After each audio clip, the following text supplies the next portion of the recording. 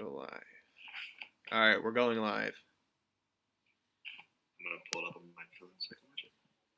Yeah. Up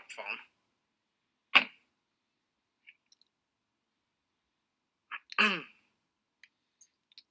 All right, hello everybody. We should be live now.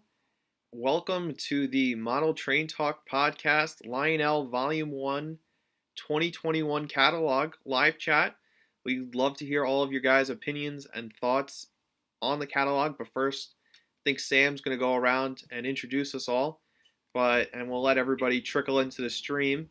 But once again, welcome, and let's enjoy this live stream.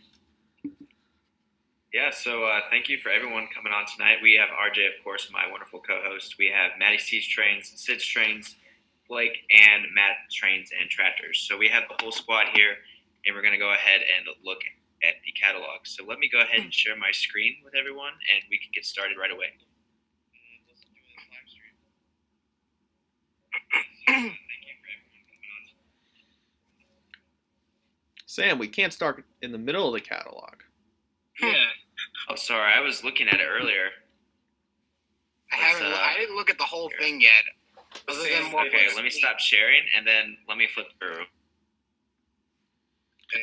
All right. I looked at the few leaks that were put out. That's about it.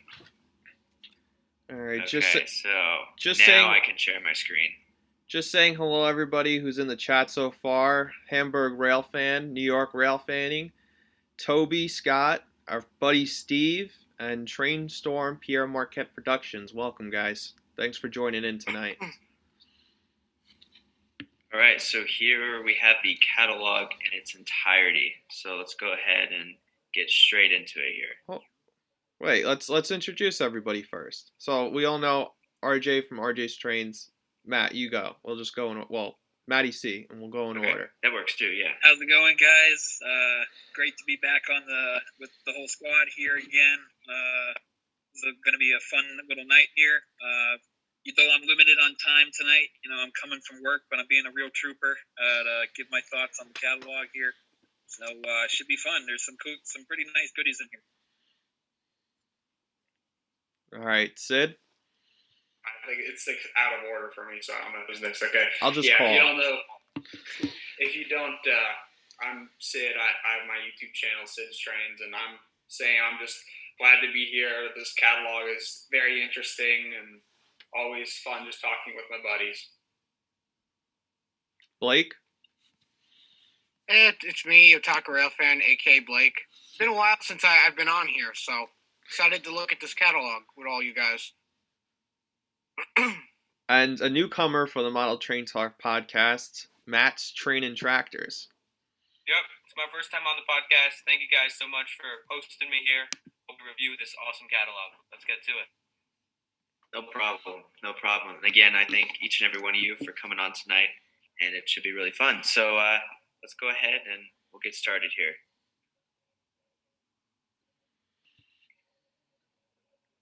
Ooh, I like what I see already. All right, here is the first item. This is the Vision Line 210-10-2. That's nice. This thing is a beast. It turns 072. It is 31 inches in length, and apparently the real life version of this engine weighed just over 1 million pounds, which is crazy to think about. Pretty nice engine. Yeah. Indeed. Experimental type engine. Yeah, it's nice Lionel brought it back. Mm-hmm. Wasn't this the first Vision Line that they made? This one, and then the Pennsylvania Railroad seat. Oh, yeah. Yeah, I forgot seats. It's crazy. These things came out Yeah. That's probably why they brought them back out again. Mm-hmm. Now, what I'm wondering is this technically classified as a Vision Line product? Because it's not, because they do the Vision Line on the even-numbered years. I can explain that. I think it's a Vision Line product because it's the exact same production as the last one, of course, with a couple new features. But it's kind of like the Challengers they did, 2 years ago? It's just they're reissuing it to fill the space with an item that's very popular or just popular to them. I think it's just a filler, and then what is it? Next year we'll get our New new Vision. line engine. New Like, that's tools, what maybe. Yeah, I hope that's That's what confused me with this when they announced this, because normally Lionel says they have a rule every 2 or 3 years they'll make a new Vision line locomotive, so they're kind of breaking their rule with last catalog revealing the GS locomotive, and now we're getting this. It's a little odd. I'm with you. I think it's definitely a filler locomotive. It could be coming either in the next catalog or definitely 2022. So we'll see. I think it's a great looking engine. I do like some of the paint schemes to bring it back. Some of the fantasy schemes, and that's going to be a theme of this catalog, by the way. There's a lot of fantasy stuff I see. Yeah. Fantasy stuff could be cool. I have no problem with it. Me neither. Let me look at my catalog so I can look closer at something. So Okay, how much is this thing? Ooh. 2,500. Oh. so Well, if I want one, I have to make a decision. so Matt's Train and Tractors. We were talking about this a little bit earlier, and you're thinking about pre-ordering one of these. Which one would you get? You know, I'd have to go fantasy. I believe it's fantasy. I'd have to go Valley Flyer. Just the yellow and red contrast really well with each other, and yeah, I'm a big fan of Vision Line, so that's the one I'd have to go with. I'm not exactly sure if that is fantasy, so don't quote me on that, but that's the one I'd have to go with. I know the Valley Flyer hat used Pacifics. Yeah, this is a fantasy. Okay. Still cool nonetheless. Oh yeah, definitely cool. Never mind, I'm not gonna spoil anything later in the catalog, but I was gonna say something that I don't really call it a letdown, but when I think of this engine in particular, I think of number 3000 just because of the one Lionel did, and I believe most of the documented 210 were, I think number 3000 was one of the only ones they actually documented a lot about. So I don't know. I wish they would have done that one, but if I would get one, I would get number 3001 because I like the white walls on it.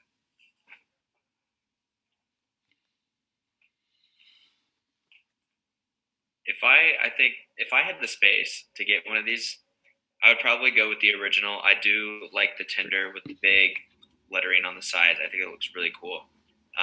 But I would also probably get the black bonnet paint scheme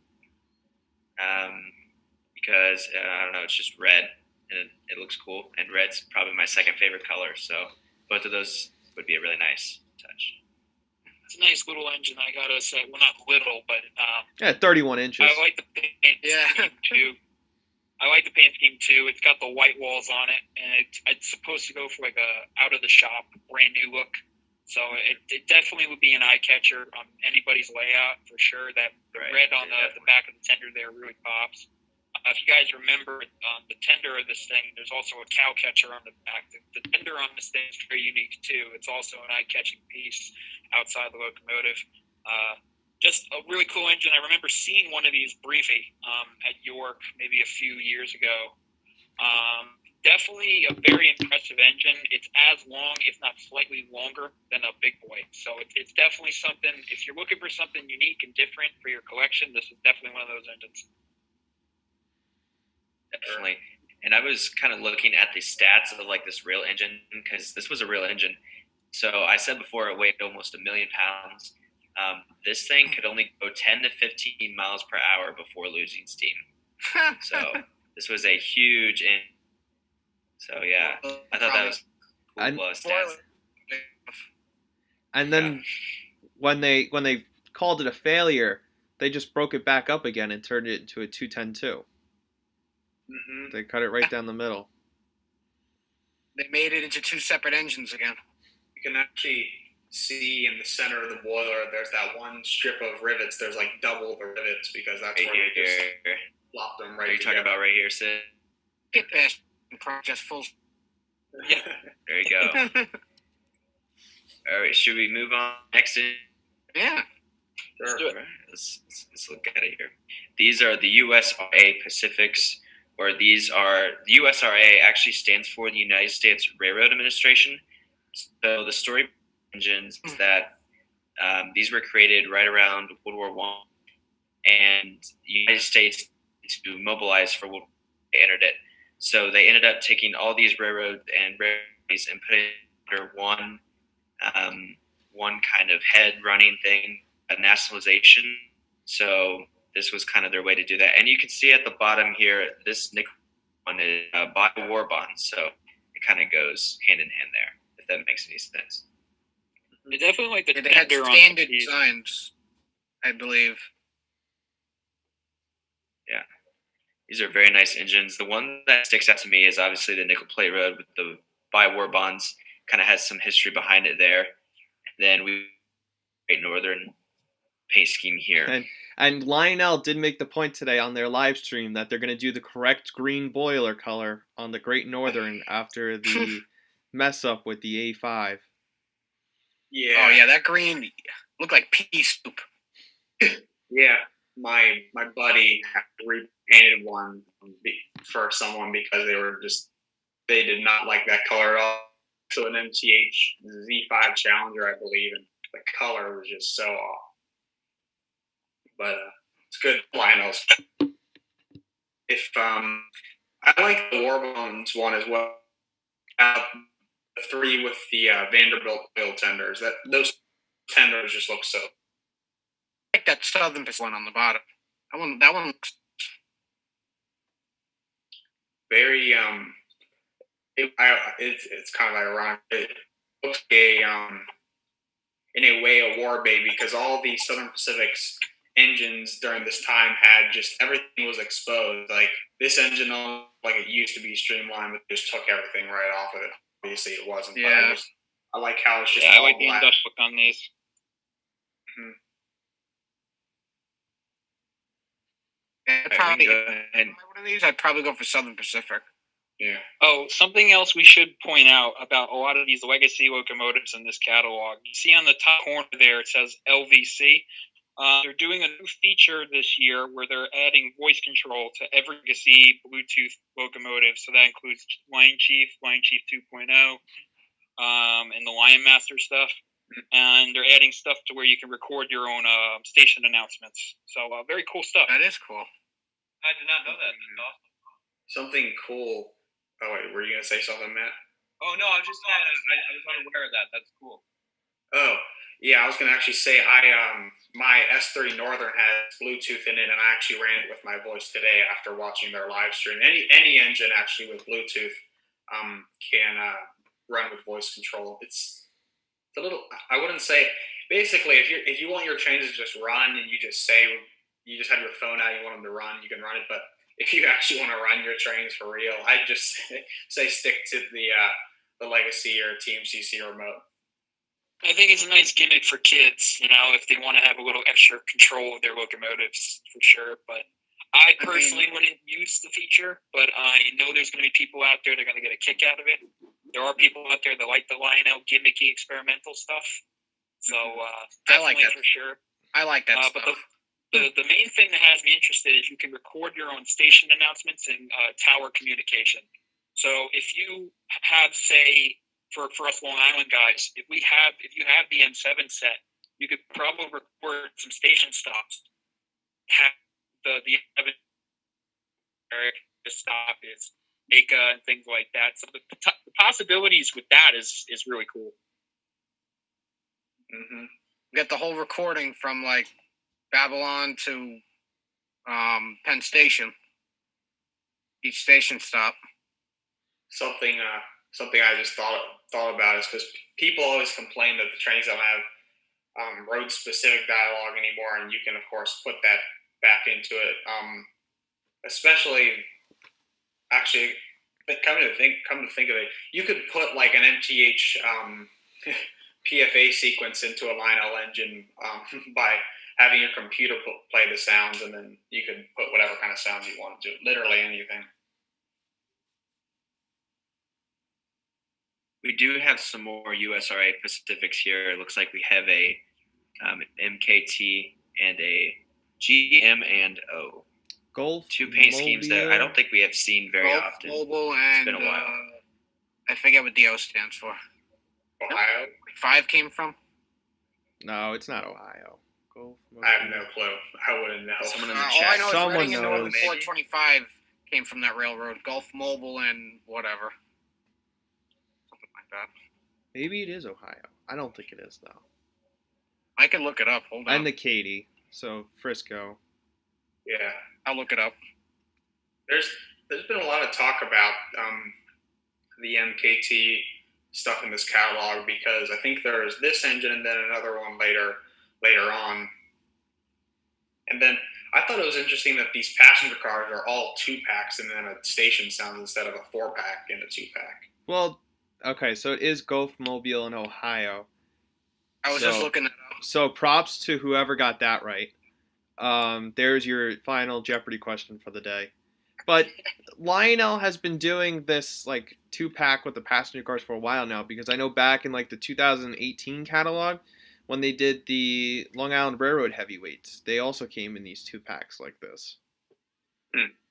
It's just, I wouldn't say it's inconvenient, but in a way it's kind of inconvenient because I don't know who would buy just, a baggage car and a coach car. Like, yeah. Yeah, that's their way of making a little more money. Pretty much. That's what I was getting at.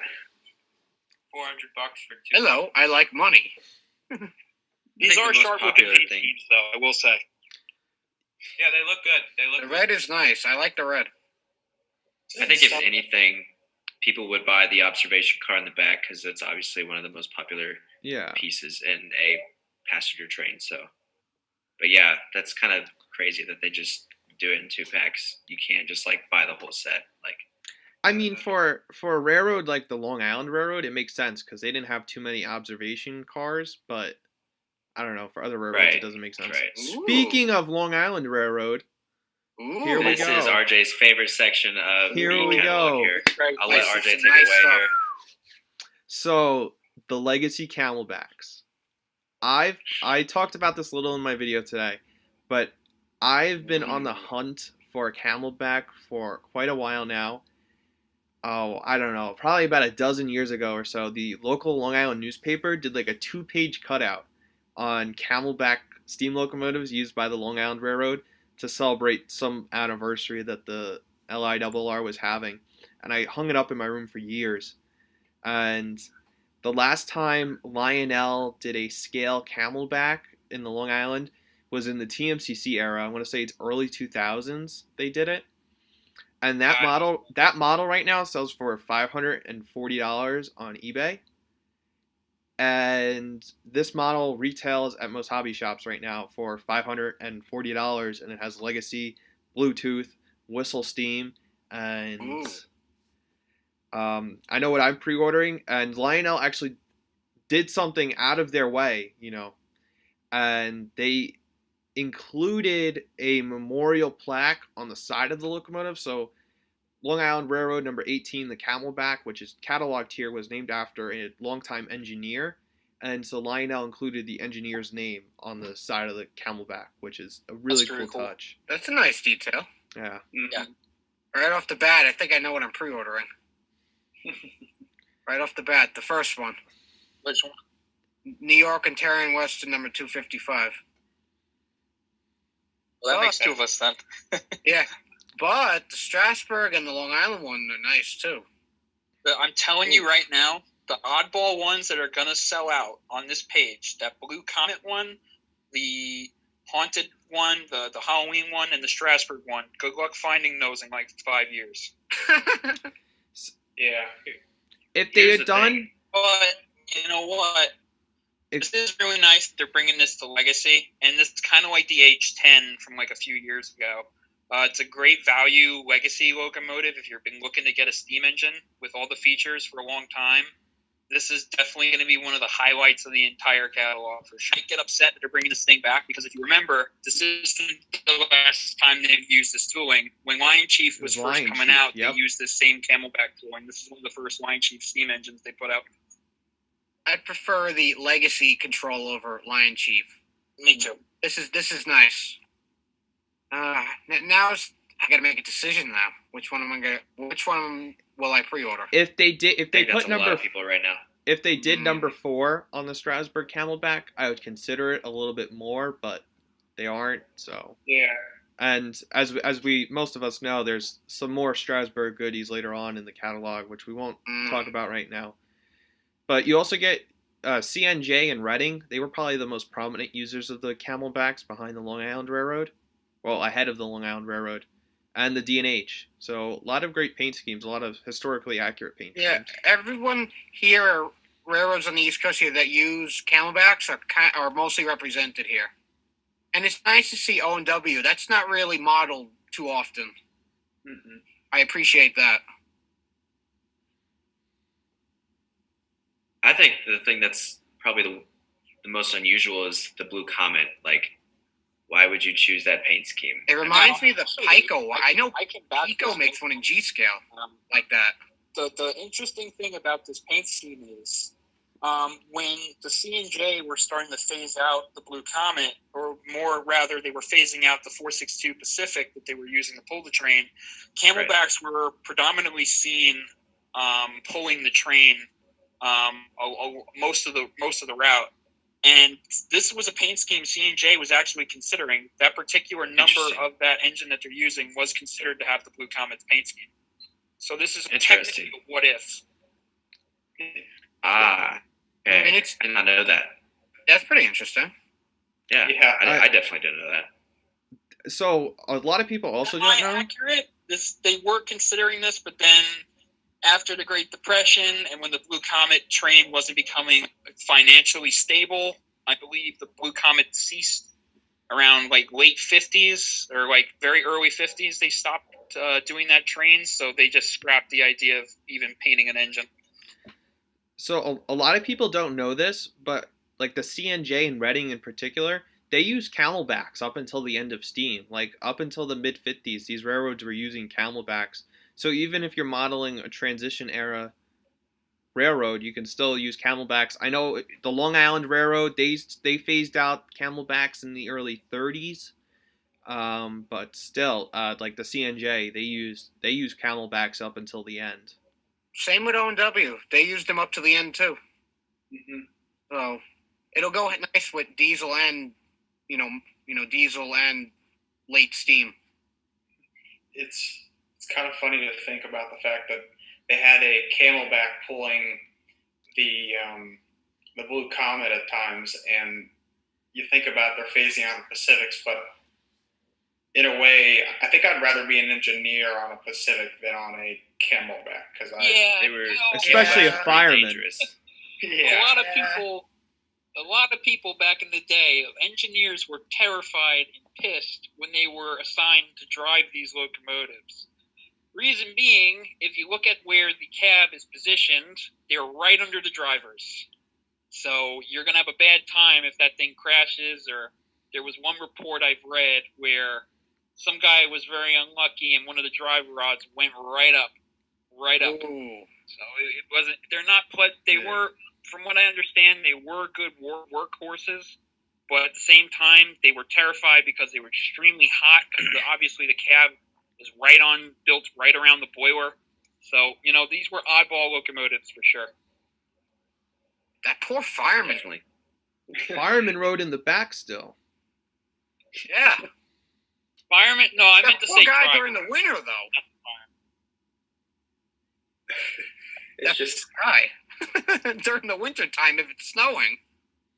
Yeah, I can That's the see only why time they were okay with it. Mm-hmm. I can see why they were still decent engines, is because they are a 10-wheeler. 10-wheelers were still good engines, and even though the weight distribution was probably a little different, it still probably was a hefty engine. I mean, they were designed to burn anthracite coal, so they did have, a purpose. Mm-hmm. Definitely. And before we go ahead and move on to the next page, I definitely would thank everyone who is watching tonight. Thank you for tuning in. Thank you for taking some time tonight. Greatly appreciate it. We're Model Train Talk Podcast, just trying to, share our stories and share a discussion with you guys. So thank you for tuning in tonight. And looks like we are moving on to the Mohawks, these look like these will be a hit. Definitely highly detailed engines to say the least, and these are very highly detailed engines.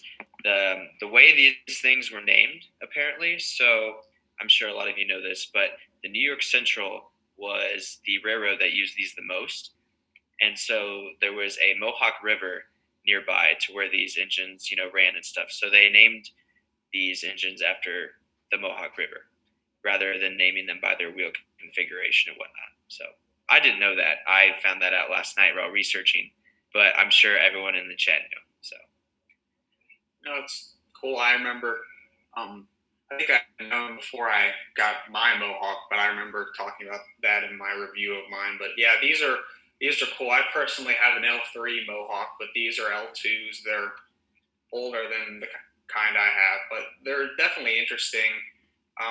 One of the interesting ones on here is the New Haven. They didn't have Mohawks per se, but they had a mountain type that was very, very similar. So Lionel was able to just kind of create the similar paint scheme. Personally, I just like the black ones. I'm not too into the gray or the red one.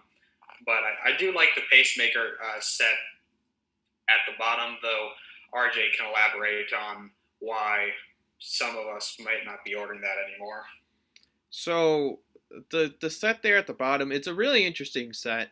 You get a Vision Line boxcar which has all the sounds. It has an electric coupler, and the catalog later on. But you get also 4 separate New York Central boxcars, and the caboose.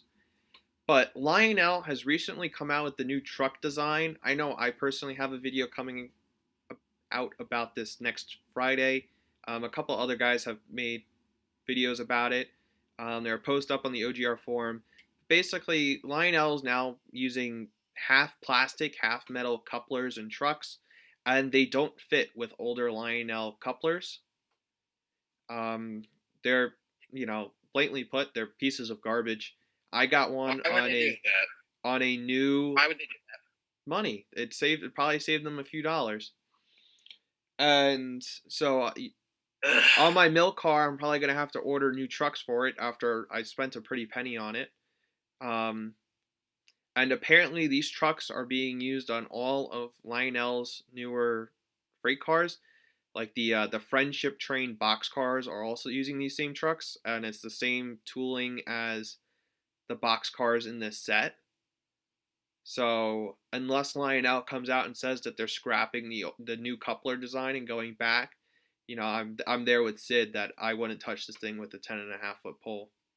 Yeah, you'd have to show me a picture later of what these couplers look like. Yeah. I would much rather just buy a bunch of Weaver ones that look like this. They look great, or buy just any other. If I'm gonna be wanting some pacemaker cars, I'll just buy different ones because it's just not worth the money. You shouldn't have to pay whatever $400 dealer price, but then have to invest $36 into new trucks for each car. So it's just. The couplers aren't separate, right?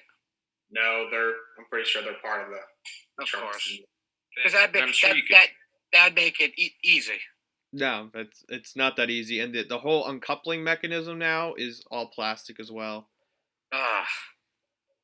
The only parts that are metal is the coupler arm is metal, and the side frames on the trucks are metal. Everything else is plastic.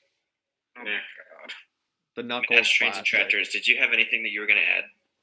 Oh, no, I was just going to say that while we're on the topic of trucks, like on the car, and once we move on to diesels, I can talk about this a little more, but the kinematic pilots, and I know we're still in the steam section, but the kinematic pilots that Lionel has been putting on their diesels lately, I picked up 2 diesels within the past 2 years, and they both share the same kinematic pilot feature, which is basically the plow swings independently from the coupler and the truck. And this is a problem because I don't know exactly how it works, but it derails probably 90% of the rolling stock that I put behind it. So I have like 2 designated box cars that I run behind my SD38 and my ES44. those are the two locomotives that have this kinematic pilot failure. So that's good to know with these trucks on the pacemaker. So those guys are definitely not going to be friends if I were to run those back to back. But yeah, I just figured I'd mention that about the kinematic pilots. And That's a good point. just looking at the live chat real quick. First off, thank you, Tim's Trains, for the heads up about the special type of screwdriver I have to use to remove the trucks. And yes, the version below the New Haven is going to come factory weathered. So that's going to be interesting to see when it rolls off the assembly line. It was hard to tell with the graphic design and like the editing on the computer, but about to ask the same question. Are these going to be weathered? It looks like the bottom one, right under the box cars here, this looks like it could be weathered. Yeah. That's They the one that said stuck out to me. That'll be interesting to see. Oh yeah, definitely. They don't do that much. They've only offered it a handful of catalogs. The last time I recall them doing a weathered piece from the factory was probably maybe like 3-4 years ago. Forget which model it was. I think they did one in the last one with the Y3s or whatever it was. Yeah, they like the N and W. Something like that. The N and W one was weathered, and people are upset because they just wanted a normal N and W one, and they only cataloged a weathered N and W. Yes, I remember that fiasco. Why would they do that? Because they're just not thinking straight. Well, they've had problems with paint in the past too. I remember the last run of the Thickman in stripe was completely wrong to the prototype, and the guy must have had like 40 or 50 J locomotives sent back to him just to repaint them, and he did it free of charge. He felt terrible. Yeah. Well, I think Lionel paid Harry Hink. Yeah, they paid him. No, if I was him, I'd deal with that getting paid. I'm just like, that's a lot of work. But something I was going to mention is what I'm interested to see is when you weather trains, at least in my opinion, you should weather them based on the climate they ran in and the climate they were washed in, because the water they use leaves a stain on the trains. If you look at videos of the Mohawks running and the Niagaras running and the Hudson's running, you see them pulling into the shops and they're white. They're just covered in white soot because of the water they use. There's salt. Of course, it was snowy at times. I'm just interested to see how Harry Heike weathers this one. Probably hard water too. Yeah. Minerals, stuff like that. When I see weather trains, a lot of people like to weather the drive rods and everything, and quite honestly, they go overboard with that. And realistically, drive rods really aren't that rusty. There's grease and oil flying all over them. Usually, that's clean for the most part. It's everything above sooty and dirty. I just want to touch on one more comment in the live chat from Railfan Jackson. He said, "Wait, so are they going to redo electrocouplers on the new locomotives because of the new truck design?" That much isn't known yet. Lionel hasn't even made a public statement about the new trucks and the new couplers, so we're still waiting on that. They weren't taking any questions today during their live stream, so it's going to be interesting to see. I don't think they are, because I don't think they're going to acknowledge that there's a problem with these couplers. They probably won't. Yeah. Another thing about the weathering too is like 600 of the Mohawks were used by the New York Central, so they were in a highly active climate and whatnot. So a lot of industrial and stuff like that. So let's go ahead and move on to the next page here. We're going to move into the tools. The thing that sticks out instantly to me is the Santa Fe down there. I believe, is that the war bonnet paint scheme? Is that correct? Yep. Yes. Okay. But yeah, if I had to pick one right now. I'm really upset with the fact that this page, that it's all fantasy schemes. I'll be honest with you. If I had to pick one out of this page, I'm with you, Sam. I would probably get the war bonnet. I think war bonnet looks good on basically anything. And this could have been a what-if locomotive if Santa Fe was still around. Okay, all right. It's a nice heritage unit if you think about it, because BNSF has SD70s, so this could have been a fantasy what-if locomotive for them if they wanted to. All right, so hear me out on this. I mentioned it in my video, but I know a couple of you guys check like the OGR forum daily like myself. And there's a guy who would always post like his own photoshopped pictures of what he wanted Lionel to make, like SD70s in like these fantasy road names. And I swear, I think almost every single one that he posted on the OGR forum is on this page. Oh, rip that guy's wallet. Funny. But so there's only 2 technically prototypical road names, paint schemes on this page. Well, 2 pages. The Kansas City Southern one, that's a honoring veterans unit. That's prototypical. And technically, the Canadian Pacific is prototypical. But it's on a Tier 4 SD70 Ace. So this is a Tier 3 SD70 Ace. But everything else on this is a fantasy paint scheme. Monon, Sam. I know. I know. Okay, I would go for the Santa Fe, and then if I obviously had the space and the money, I would go Monon. I looked at the Monon roster, and they did not have any of these. So just clarifying what RJ said earlier there about the prototypes and whatnot. Come on, I believe there is only 054 curves. That'll fit perfect on your layout. Oh, definitely. It'll definitely make the inner loop easy. Yeah. Easy. Next up, we have some PAAA sets here. We have a MKT New Haven and a Cotton Belt. I love that New Haven. Yeah, me too. That's New Haven's nice. I guess Cotton the most Belt kind of looks like there. Southern Pacific. Not gonna lie. In a way. Cotton Belt was a subsidiary. Yeah. Mm-hmm. Say it again. Cotton Belt was a subsidiary of Southern Pacific. Okay, that makes sense. And there's more Katy for the Katy fans out there. Mm-hmm. And the New Havens, I'm into O gauge, but I've seen S gauge stuff my entire life, and that it always reminds me of American Flyer stuff, because I don't know this for sure, but I think the New Haven ran right by the American Flyer factory in the past. Possibly, I could be wrong on that, but I believe the New Haven ran really close to the American Flyer factory, and that's why they had so many. I think they actually made some New Haven diesels back in the post-war era.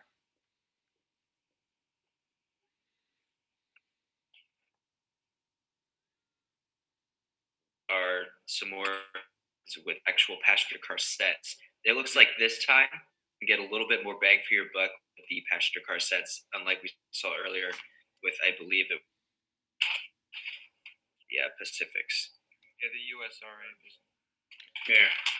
So it's interesting because you look at the baggage car and the dome car, and they're just slightly different. I don't know much history about the Delaware and Hudson, but it's probably just the way they ran their trains. Yeah, the dome car looks great. I don't know if it's meant to be like this, but I just personally don't really like the way the color contrasts with it. You know, you have that streamline or that streak of blue with the yellow, and then they take away the blue. So personally, for me, it's kind of an eyesore. But I've always liked the dome cars. I have a few, and they look great. So.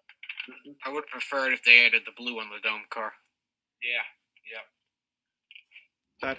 That has Corey from Ars Trains written all over it. Oh, definitely. Yeah, for sure. Sure, he'll be saving his there that one. We also have a set there. Phoebe Snow. Mm-hmm. This reminds me of I think I mentioned it in my video, is Lionel's one of their first scale passenger diesels was the Alco PAs back in the 90s, and Mike Wolf designed them with Lionel when he was still with them, and this was one of the paint schemes, was the Erie and Lackawanna. And I always love the I think on the side it says radio control or something. It was a lightning stripe or something. I always thought it was really cool. I mean, they could use radio control. I know they experimented with that back in the day. It must have been a thing they were experimenting with, and they were just advertising it to the people who were seeing the train go by. So here is the official answer to our Jeopardy question we had earlier. It is Gulfmobile in Ohio, so we were correct there. And it looks like this time the passenger cars are packed again. It seems You to can't be win them all, can you?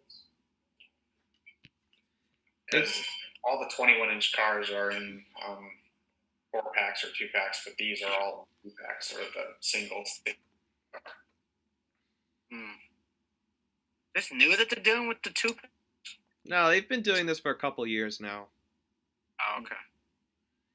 How come I'm only noticing it now? Like the Long Island Railroad Madison passenger cars that they put out 3 or 4 years ago. Matt and I had the baggage car of it. Those came in 2-pack as well. Yeah. I think I said this just is that paint scheme. I just thought it was stylish. I think that's what I said. It's just interesting.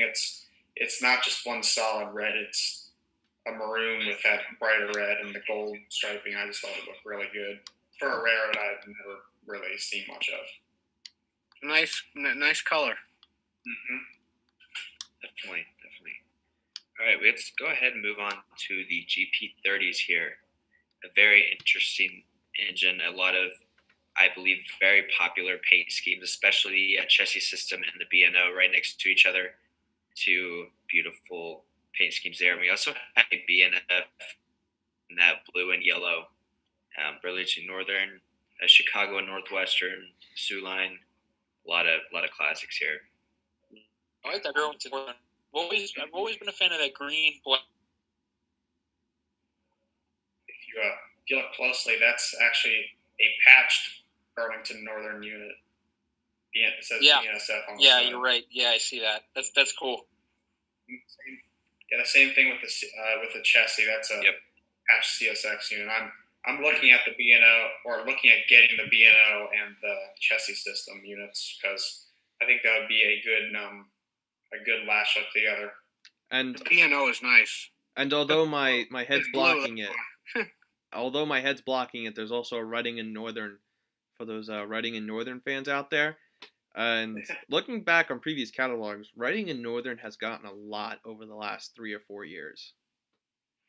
Mm-hmm. Well, if you think about it, that was probably one of the most, outside of Strasburg Railroad, there's a big following for that railroad. Everyone was begging MTH or Lionel to make 425 for, I don't know, maybe like a good, as long as I've been in this hobby for at least like the last 15 years, and it took a long time for them to finally get the okay to do that. So I'm happy seeing those fans out there get the models they want. It's definitely always exciting to see that. And Redding Northern is very popular. I got to visit there someday. Mm-hmm. Same here. You know what I'm surprised they didn't make? The Redding and Northern, they bought the SD45? No, the Norfolk Southern F units. Oh yeah. Well, Lionel hasn't done F units in a while. Yeah. They did the Lion Chief. It's been a couple of years. They did the Lion Chief 2.0, but they wouldn't make those in Lion Chief. Yeah. They did Norfolk Southern F units last year, I believe, but maybe. Oh, did they? They sold them last year, and Redding and Northern bought a pair. I think it was like. It was like, I may have been like 2 years ago, and Lionel cataloged it, or maybe it was MTH who cataloged it, and then the next week, NS announced that they sold them. Oh yeah, and it was the 2019 catalog. Yeah. My bad. Mm-hmm. I think it was right alongside with the J, because they made the J in 2019, and then they also made the F units in 2019, I believe. But yeah, this is the page I'm probably looking at to get stuff, not the turbines, but the GP30s. Yep. Now these are garbage. Cool. I like that one on the bottom with the Army one. That one's pretty interesting. Yeah, that's the one cool. I like the most. But who needs a Pennsylvania Railroad turbine? It looks like a W1 electric. The Great Northern and the Pennsylvania, they look like W1 electrics because they just look like that to me. But these are so weird seeing a diesel looking engine with a oil tender. It's such weird engines, but I know that they ran them a lot. So it says here at the top that it has a super base tender, and I know, Sid, I'm pretty sure you said you were a big fan of the super base tenders, if I'm not mistaken. Yeah, on steam locomotives. Yeah, the thing Lionel usually does it in is it's super bass B units for the Alco PAs or the F units or whatever kind of ABA setup they have. Usually that's what they do, and it's just they have a sound card with usually just engine sounds and I think a couple other sounds, and it has a really big speaker and a really big baffle on the inside, so that when you start the engine up, you hear the engine sound with the horn and the diesel sounds, but then this just adds so much more sound to it. And just makes I've heard these super basses firsthand. Blake actually has a Legacy F unit. He's got an Ontario and Western one with a bass B unit. And when we fired for the first time, I was like, "Whoa!" Yeah, I didn't know what. It was something. You hear like the gas bubbling, and then the whole thing comes roaring on. It's really cool. I didn't know what super bass was, to be honest with you. I bought it because it was cheaper than the motorized B unit. Yeah. But like Matt said, I was like, "Whoa, this sounds nice." Mm-hmm. So one thing that I just noticed, the DOD one with the shark nose on front of it, and I'm sorry because my head's blocking it on the live stream, but it doesn't have number boards. Oh, it says 1941 on the back end, though. Yeah, but it doesn't. I guess it's. Yeah, they did the etching, but no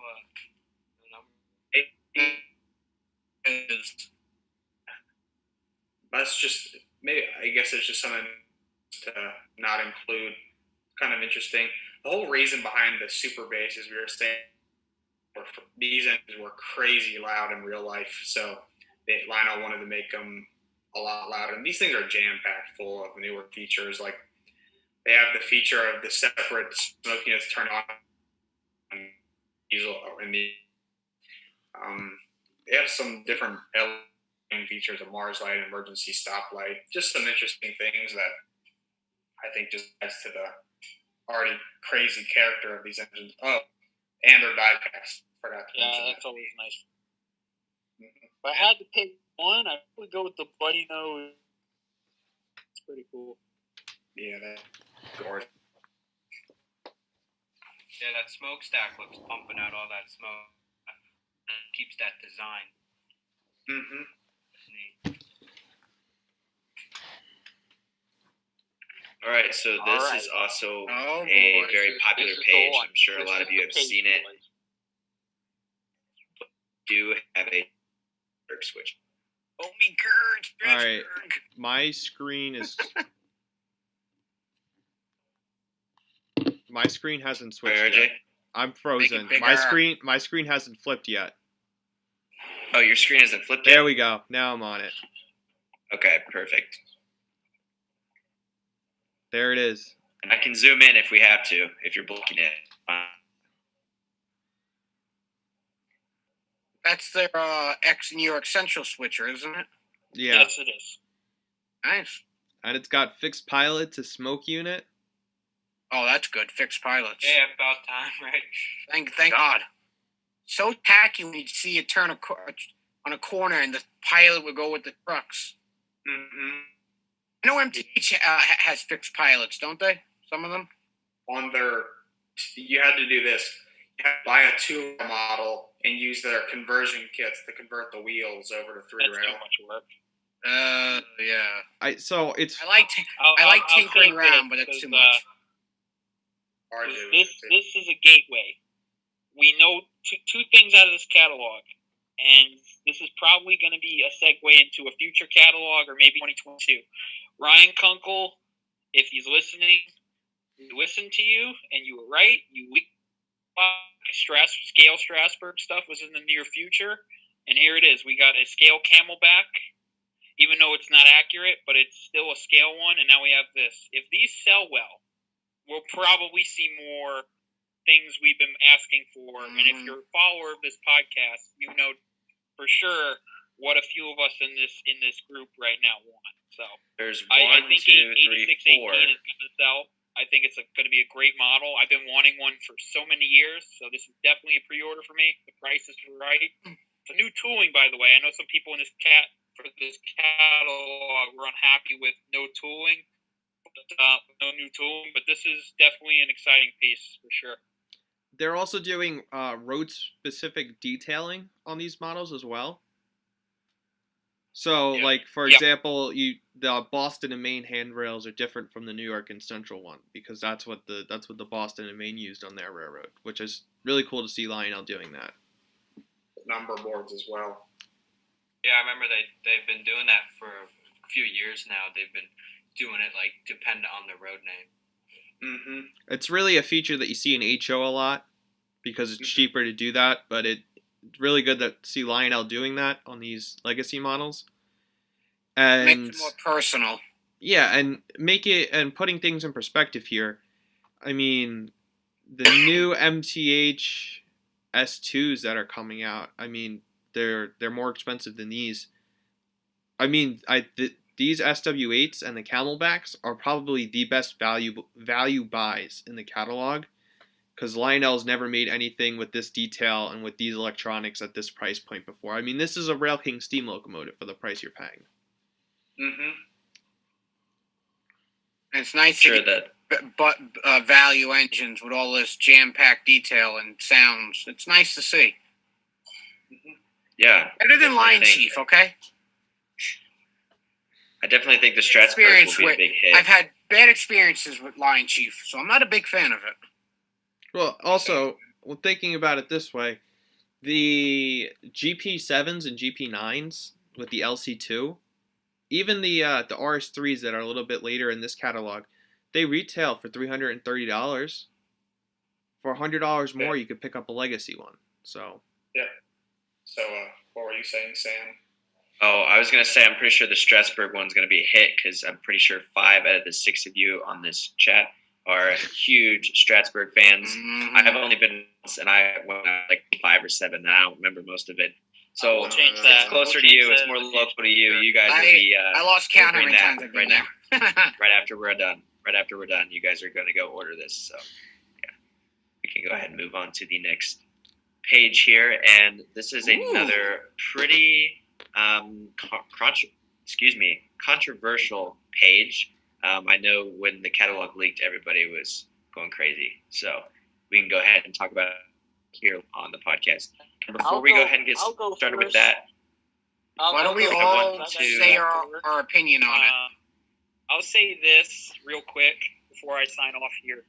I feel so bad for the old-scale Amtrak fans out there because this is probably going to be the last time that the SL is going to be available, in my opinion. And honestly, RJ, you said it in your video earlier today. I really do think this is going to get canceled. Price point is outrageous. It's just canonical for Lionel. I don't know what they're thinking over there. This looks like a very nice model, but if we flip to the next page, you see the other paint schemes. Those probably going to say maybe the M10,000 for the post-war guys out there. I think you guys would be interested in the M10,000 paint scheme. But, you know, this thing's going to have less features than the original TNC version.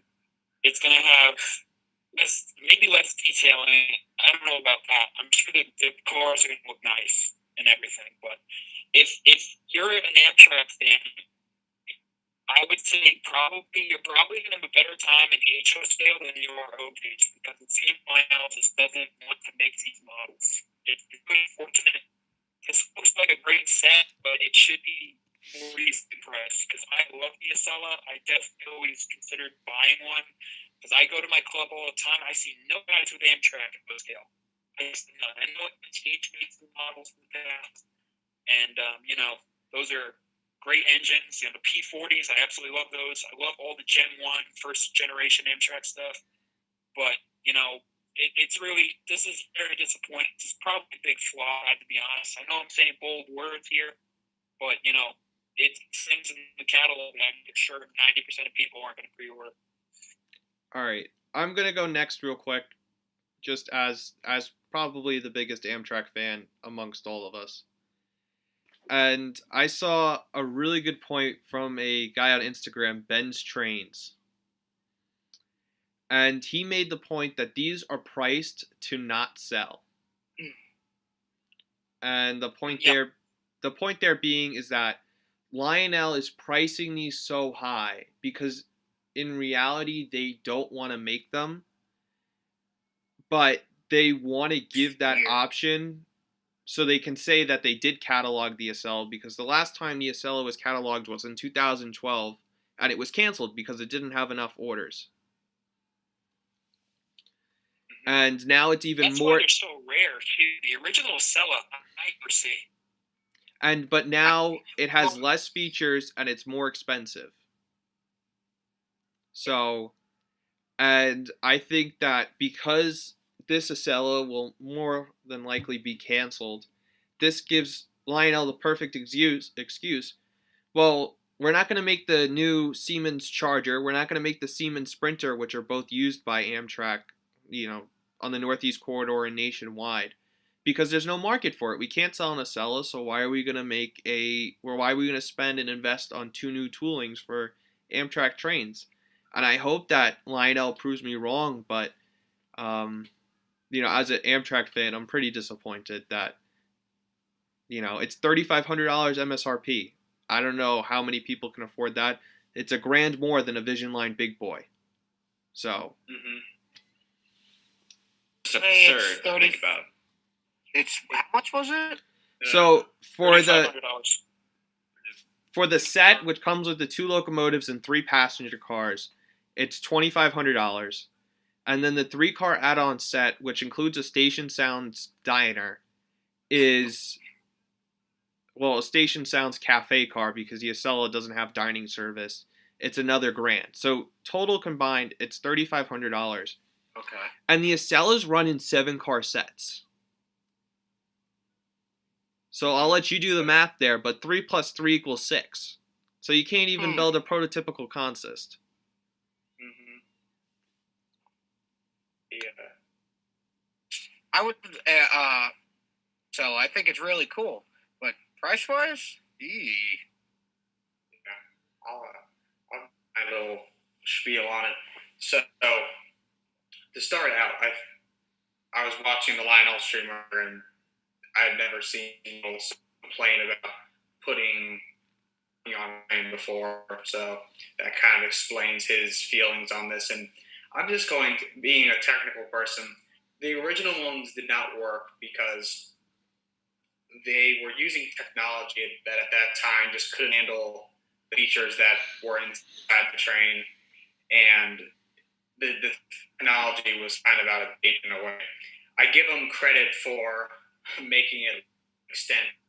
It does work. It is fabulous. It's an amazing train when it works.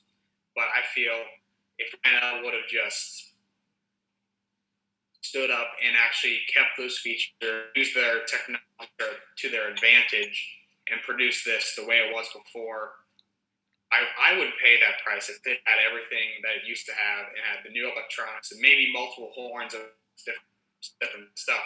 I would pay for it, but with it being like this, being more expensive, with doors not the tilt mechanism not being the same as it was before, and there being so many fantasy paint schemes, that's just, I said in my video, it's just outrageous. They're taking what they can do. This isn't all the Acelas. There's one more that's even more outrageous. Oh boy. I don't even want. Can I make an executive vote for us to skip that page? Maybe. If we can get to it by 8. These schemes are nice. They look promotional type schemes. I'm not gonna lie. Yeah, like I said, Santa Fe Super Chief, high-speed electric service through the Great Plains of New Mexico. Right there at the bottom. if you're a 1,000 paint scheme, you might be into that. So No, I it doesn't. I understand where Lionel is coming from with the Pensy congressional scheme and the New Haven scheme, because that's the Northeast Corridor and that's what Amtrak runs on nowadays. So, like, even I was talking with my HO friends who are, like, much more serious modelers. And they don't even have an objection to the Pennsylvania and the New Haven one, because they would like to see Amtrak paint up in the Acela set like the Pennsy Congressional set and the New Haven, but the UP, the Santa Fe, and the Hiawatha. I say Sid has to get the Hiawatha one to run with his S3, but that's just me. Oh God, that's. I think I'd rather buy Atlantic and the Hiawatha cars over this thing. I would much rather do that. I don't know. I said they were creative with it, but it's just too much. It's just too much. I'd rather just be those first 2 pages with the real one and the concept scheme, and then just be done with it. And even then, it's just not worth. Seems like Lionel is just trying to get as much money out of the tooling as possible. They need as many orders as possible for this in order for it to be produced, and that's why they're doing an 8 different road names, because they're banging on these fantasy paint schemes, taking them over the top. But what were some of the features the original one had? Don't have opening doors. The big one is opening doors. Automatic? Yeah. It wasn't it? Yeah. Okay. I would just like to say I believe Matty C. Trains has left us, so we appreciate him for coming on tonight. He was at work, but he had to leave, so we thank him for coming on. And I also want to thank all the viewers again for taking some time tonight. Voice crack. To join the Model Train Talk podcast. Thank you for pointing that out on live stream. And so once we are done with this live stream, go ahead and head to GFW Trains for their live stream, because they pushed back their live stream tonight, so we could start a little bit earlier. So go ahead and visit them once we are finished. RJ, thank you for pointing out the voice crack. Definitely. Nobody's important is watching. I'm sorry? Nobody's important is watching. Okay. All right, next here we have a work train. This is a nickel plate road version. And how many work train consists have we seen so far? I don't really know much about work trains, so I think it's cool set. Me, that'd be fantastic. I see them once in a while, not too far from my house, but that's good. Yeah. Wasn't there an ROW one right away? I think they're selling some ROW, like the thing that's on the flat car, the track tamper. I think they're selling ROW stuff later on in the O gauge section. MOW. Okay. Maintenance of way. Okay. Not right of way. MOW, sorry. But this is a really cool set. I think there's a lot of value here, especially with the TMC ballast tamper. You get the bunk and kitchen cars or whatever. And then that expansion set, if you're a nickel plate fan, I would be really happy with this. You don't even have to get the full set. You can get that expansion set and get a bunch of great cars. And I'm pretty sure that nickel plate road will probably be pretty much the same thing as we looked at earlier with the Strasbourg switchers and all that stuff. You're probably going to get the same thing with this. Yeah. Yeah. So it's a pretty good deal. I would say so. Yeah. All right. Here's Matt's page. Matt's Trains, New Hope and Ivyland excursion set. I like that. I like the New Hope one. That's pretty cool. Yeah, this is really everyone's page, because the New Hope and Ivyland Railroad, I live like 20 miles away from it, so pretty close. So it's a really beloved railroad and has a lot of ties to Bucks County. So I know I personally love going there and visiting the trains. I think they modeled 2198 to GP30. Yeah, I think that's what they did. Yep, 2198. So it's really cool to see that. And one of the guys on Instagram was mentioning that this was one of its first paint schemes, not its modern day paint. So the stripes up front on the nose of the engine are a little different than if you were to go to the railroad and visit the locomotive nowadays. So it comes with four excursion cars. I believe they're very similar. I don't know if the numbers are different. I imagine Lionel would do that. But this is the one set where I hope they did not do a observation car, because if Lionel was really trying to get... I don't think so. Yeah, because if Lionel's really trying to get realistic here, then they wouldn't put an observation car on the back of it because New Hope doesn't have that, or they turned an old coach into it, but it doesn't look like a observation car. And just before I end this part, they put the the accordion in the middle of the passenger cars, like where you would walk through the cars. If you zoom in between each car, you can see that like accordion Yeah, the diaphragms. Yeah, diaphragm. Sorry, I'm not good with my terms, but sorry. Yeah, you're good. Those yeah, so those are not there on the real engines, on the real cars. So I'm a little disappointed that Lionel put the diaphragms on those coaches because those are not there, or at least most of the coaches that I see do not have the diaphragms. So maybe Lionel was taking measurements on a different car that day, but from what I know, those diaphragms are not there. So Is I believe existing tooling. Yeah, I'm pretty sure that's an existing tooling, and I'm pretty sure that you'll be able to take off the diaphragms without damaging them. Okay, yeah. I don't know if I'm really gonna order this set. I'd love to have it. Everybody loves the New Hope and Ivyland. And, It's a nice railroad. Yeah, it really is. Once. That's about it. No, Yeah. nice. I don't know if I'd get this per se, but I really hope Lionel makes number 40, their steam locomotive that they have. Really, really popular steam locomotive. That'd be cool to see. Yeah, I really hope they make that and maybe offer some new tooling on the passenger cars if they were to offer that. So that would definitely be something I'd buy. I love this set here, but I don't think this is going on my ordering list. Interesting. I'll think about the New Hope and Ivy set. Mm-hmm. This is a cool set. This is a very interesting set. Yes. If I won Mega Millions tonight, I'd order the set, but I'm not. So. Or the Powerball. But so this is the New York Central Cardinal train set, and for those of you who may not know the history behind it, in 1926, all of the cardinals, which are the higher ups in the Catholic Church, came from all over the world for a convention in Chicago, and so they all congregated in New York, and the New York Central brought them to Chicago for the conference. And the New York Central painted up a bunch of passenger cars for the train up in red because the Cardinals' robes were all red, so it would match the color of the robes the Cardinals wore.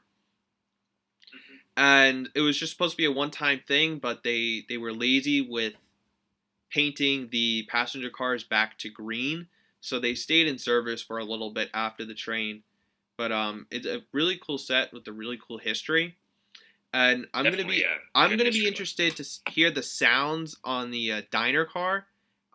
It'd be pretty funny if they did like the Cardinals saying a prayer or something before a meal, or something in Latin. I think that'd be interesting. And you get a New York Central Pacific with it, and like I said, it's out of my price range, but it's a really cool set for anybody who wants to pick it up. Mm-hmm. I did not know the history, so that's very cool. I didn't either, so history there. I learned something. The more you know. Definitely. And next page, we do have a Santa Fe Valley Flyer set. And someone actually messaged me about this set, and it was just a short-lived passenger train. Obviously, it's very gorgeous. The sit at the front looks to be a retold President Washington with some side skirting and a different pilot to make it look more like the Santa Fe Pacific that they use. But it was just that it was a short-lived train from 1939 to 1940. And I forgot where it ran. I think it said it ran through San Joaquin Valley, through the San Joaquin Valley. And this is just someone telling me some stuff about it. And it's just a cool-looking train. I believe Weaver made the engine years ago, and it's kind of cool to see Lionel retooling an engine and just painting up some passenger cars to make a very cool set. That's basically what the Santa Fe did. They took, I think, 2 old Pacifics. I don't know what class they were. They put some skirting on it, make it look pretty, That's all. It was just an attempt to modernize old locomotive power. Yeah. That's all it was. Still a nice set though. Huh. Interesting. Ooh. John Next Bull. Next section, we have the John Bull sets here. I have one. Well, my brother has one. These look very detailed. I mean, this is obviously not a comparison whatsoever, like with this engine and another one, but the amount of detail that's on these sets reminds me of the Lincoln Funeral Train that came out a couple years ago. I still want that set. Me too. That is one on my wish list. I like that blue one on the bottom. I'm a sucker for blue. It looks nice. I wish that Lionel made the one that's on the flatbed a non-powered version to bring down the price. Because if it was cheaper, I would consider purchasing it. And it has a Long Island connection, so it was brought to Long Island during the 1939 World Fair. Maybe it was the 64, but I want to say it was the 39 World Fair. And the Long Island Railroad employees actually ran the replica under live steam on the Long Island Railroad. And today in a town of Hicksville, there's another replica of the John Bull sitting right outside the train station. So Some guy built that back. But at $700, it just ain't it for me. It's a great set, lots of cool details. I was asking a friend, is that one on the flat cars? Is it powered or non-powered? Based on the price, it would probably be powered. Yeah, it's powered. Yeah, this is before I looked at the price. I hope it is because the other ones go for the same amount, 800. So I hope it's powered. One of my friends has the John Bull, and it's a really intricate, detailed set. It's really nice. I don't have one yet, so maybe this is my chance to get one. The cars are nice too. They're all brass construction. They have a nice weight to them. Anyone else want to add to this page? That's about it. No. Cool train. All right. Yeah, very cool. Here's Lionel. Next, we have a Rio Grande ski train. Here's Lionel cataloging passenger cars they haven't made the locomotive for yet. Exactly. So will that be in the new what catalog? Is the locomotive by chance? An F40. Okay. So I bet you the Volume 2 catalog, you'll see some Amtrak and Rio Grande F40s. Yeah. I want to see if the cars will sell first. Yeah, that's. They did this.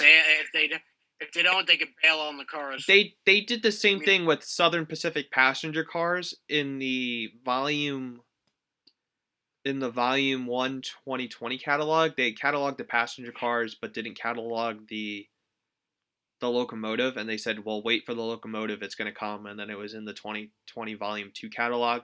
So I think that 2021 Volume 2 catalog in July, we're going to see some F40s. Amtrak, Rio Grande, maybe Metra. We'll see. Yeah. VRE, that would be nice, but I'm getting my hopes up there.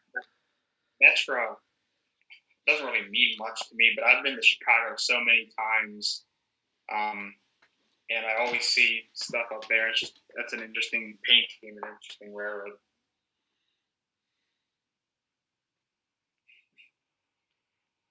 All right, let's go ahead and move on to the Vision Line rolling stock pieces here. Anything anyone want to add here? Nothing really sticks out to me in particular. The stuff that sticks out to me is later in the catalog. So, it's Vision Line. It's still $160 when you go through a good dealer for a box car. I think that's still a little bit too much. I mean, what do I know? Is it? Are they? I'm looking at the features right now. Does it do anything? Sounds. It's got one. It's got sounds and stuff. Okay. It's got sounds and one electrocoupler on it. I don't have any cars with sounds, but. Yeah, I'm just thinking. I want a car with sounds as well, but I can just pick up a Lionel Sounds box car for $60 less. But I know that these won't have the bad couplers. Your cars. More. Interesting. Because they sell so well the first time. They're bringing them back in new road names. Mm-hmm. Yeah, I like the graffiti on the Golden West ones on the left-hand side of the catalog. Those are nice. Yeah, that is cool. It reminds me of what Menards did for their box cars with like the graffiti. But Go ahead. What were you gonna say? I was just saying another big or interesting topic on the with rolling stock is people were talking about the tool cars. I don't know. Is this an old K-line tooling or is this just a new tooling for Lionel? I don't know. Not sure. I'm sure someone in I there. can't answer that one. I've pre-ordered mine already. So I talk about this in my video as well. But the Nassau Lionel Operating Engineers Club, which Blake's a part of, and Matt, who was on the live stream previously, it's an O-scale club here on Long Island, if you couldn't tell by the name. And they're doing a custom run with Lionel for the tool car and I think the bunk car. And it's painted up for the Long Island. So I've pre-ordered 2 of these cars already, just not the ones that are cataloged. And the ones that are in catalog, there's some great names. Like I really like the CP and the N&W stuff. Mm-hmm. Yeah, the ones for our club look nice.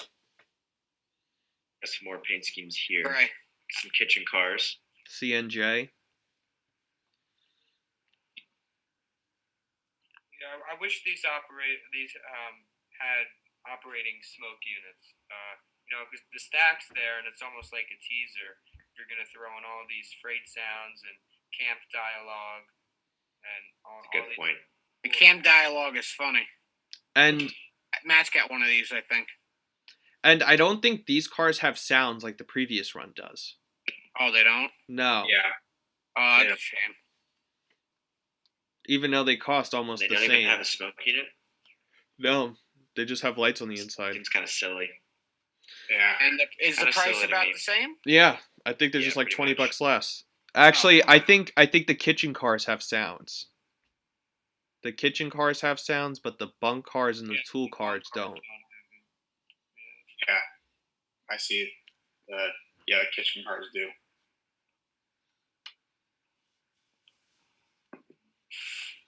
You have some Standard more, O. I'm really liking the Standard O line from Lionel. I've gotten 3 cars in total from 2 separate runs. I've got a 50-foot single door box car and a couple of the center beam flat cars, and they're really nice. Good trucks on them. They actually work. And could become a meme for this video. Yeah, probably. We're not getting. Someone make a meme and then drop it in the chat. Okay. Put it in the comments afterwards. You don't get the details you get with the high scale quality freight cars, but for the price of one normal freight car, you can get 2 O scale ones, so they're not bad. I really like the New York Central gondola there at the top. And even the N&W. All of these toolings are old. LTI tooling from the late 80s and the 90s when Lionel was phasing into things being scale. So these box cars, when you put them next to a diesel, they look scale-like, but they're not quite as big as, say, what they really should be. But they're just really nice products, and they haven't changed anything with them from the past, so they still have all the great details, or the trucks actually being nice for once. Next up, we have some speeders here. TMCC controlled, it looks to be. I like the ballast tamper. Ballast tamper is a great model by Lionel. I have one of the old conventional ones, and it's a really detailed model. A lot of cool features. And I really like that Penn Central speeder. My thing is that I have no need for a speeder, so I won't get it. But if I were to get one, I really like that Penn Central one. I think I have a speeder. I don't remember. Yeah, I have a RMT speeder. All right, Sam. Here you go. The O gauge products, which is more of my price range and area. And I just want to thank the viewers for joining in tonight. And talking with the catalog with us. So let's go ahead and move into the Lion Chief. I know there's some controversy with this, especially in this group. Some people like it, some people don't. It appeals to me more than something, legacy or something scale. But I think the prices are coming closer and closer together. So I might as well just start to invest. But let's go ahead and look at the baby K4s that they have here, which is very interesting to say the least. I like that. Very appealing. But that price though, I could probably get a legacy diesel for the same price. Cheaper. For $100 cheaper. But nonetheless, we do have some beautiful baby K4s here. I like the one on the bottom here. I believe that's Tuscan. Am I mistaken? No, Yeah. it's Tuscan. Looks like my MTH Rail King K4. So Lionel actually got sued by MTH because Lionel's baby K4s look so similar to the MTH Rail King ones. Really? Yeah. So if you have a MTH Rail King K4, then this will probably look right at home beside it. But I mean, that's quite hilarious. How can you sue somebody for looking at a? You're looking. What do you? A K4 is a K4. They just an MTH big boy doesn't quite look like a Lionel big boy anymore. They used to, however, but there's just little things they can I believe I've been told this. Mike Wolf puts a little detail on all of his models so that if someone copies it, he knows that they've done it because they've copied that one detail that isn't actually on the real thing. He just added it. Oh. These are cool, and it's the same thing with the baby Hudsons, like the one you have, Sam. The Lionel one and the MTH one look very similar. I don't believe MTH sued Lionel over those, but yeah, these are similar to RJ's K4. This tooling hasn't been used in quite a while either. Yeah, it's probably about 2000 was the last time they used it. And it had smoke deflectors on it, I believe. Yeah. Interesting. It's got because I'm a USRA guy, it's got the pre-war style headlight, but the pilot is the post-war style, where they modernized it. Best of both worlds. Yeah. I like pre-war PR power. But it would be the opposite, where on the headlight would be where the dynamo would be sitting, right in front of the smokestack. Interesting, though. They call that the cow catcher. They call it the beauty treatment or whatever. But yeah, we have some diesels here now. RJ's favorite thick handrails. I don't even look at this. I went right through it. I've got a Long Island RS3 that's very similar to one of these.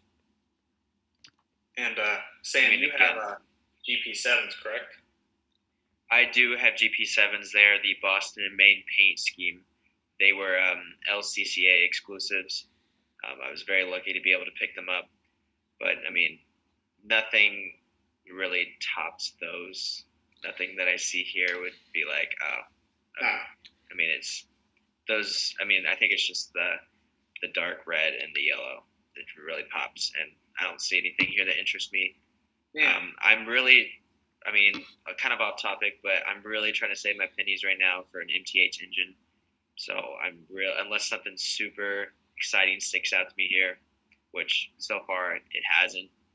I'm probably going to go MTH engine. RJ, did you have something you wanted to add here? If the handrails weren't the way that they were on the Southern RS3, I would have gotten the Southern RS3. Mm-hmm. Yeah, they're thick handrails. But because they're like, when you scale them to O scale, the handrails are like a foot thick, I'm out on them. Yeah.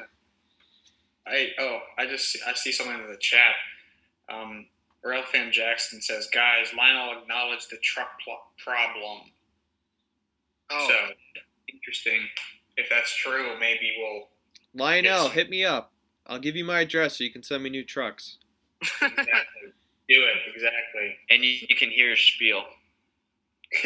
Video's still coming out regardless, so...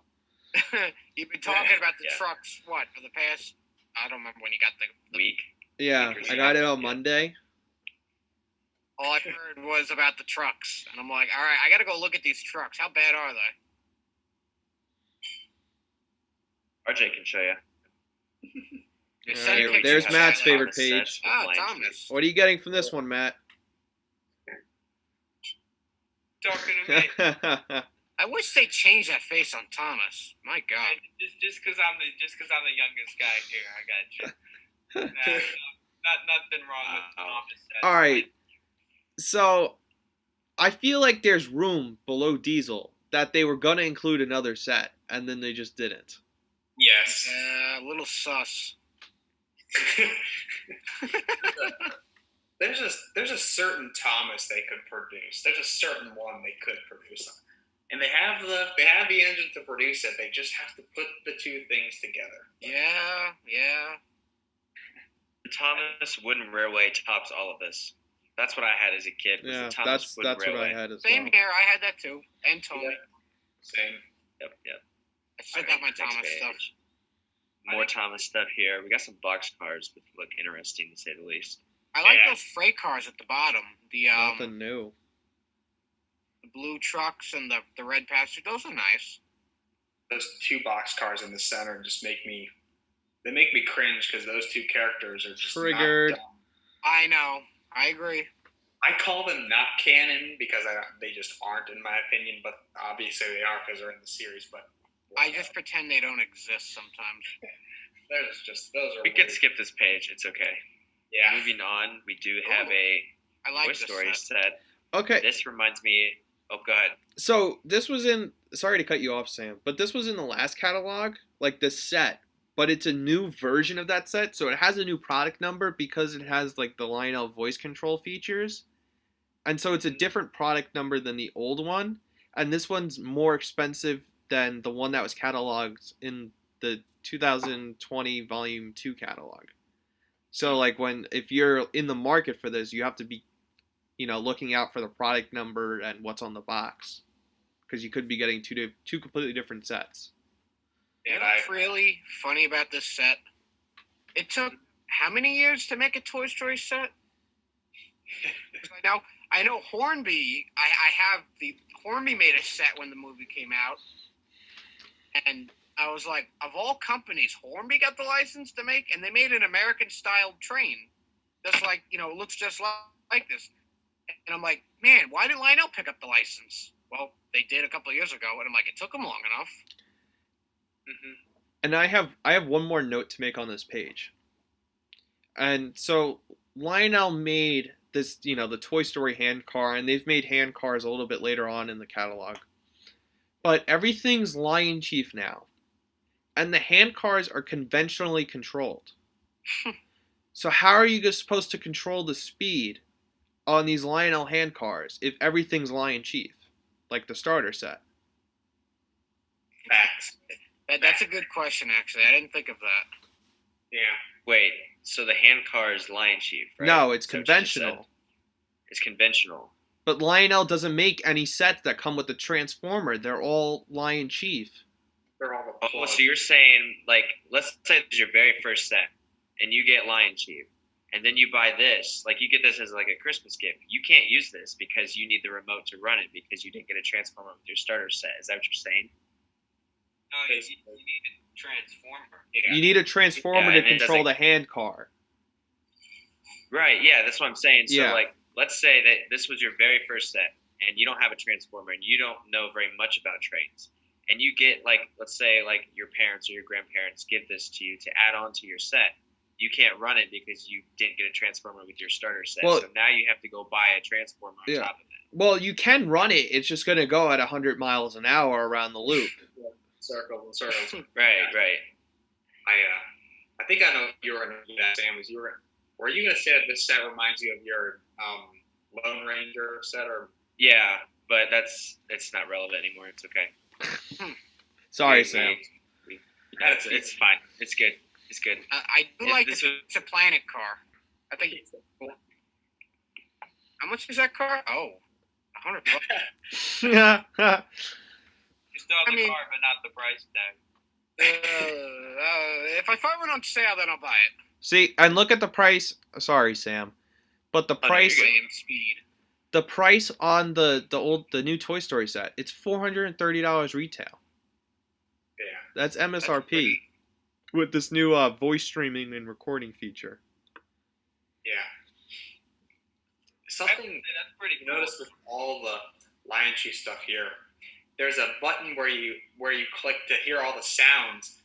Why can't you do that on the engines that actually, I say, count for the sounds? A little kid isn't going to care what the whistle is on his engine. I want my, whatever, Legacy J1A to have the right whistle, not a Banshee whistle on it. I get there's 5 whistles now, but I want to hear the sounds on my train before I buy it. I just think Lionel should do that for the Legacy stuff and not just the Lion Chief stuff in the back of the catalog. That's a good point. They could Yeah. sound effects below the catalog online or something. A lot of cool like- features, a lot of cool cars on this page. I know these are the movies that I grew up watching. You know, Cars, Monsters Inc., and Finding Nemo. I think they're cool cars. I'm not gonna buy any of them, but they're cool.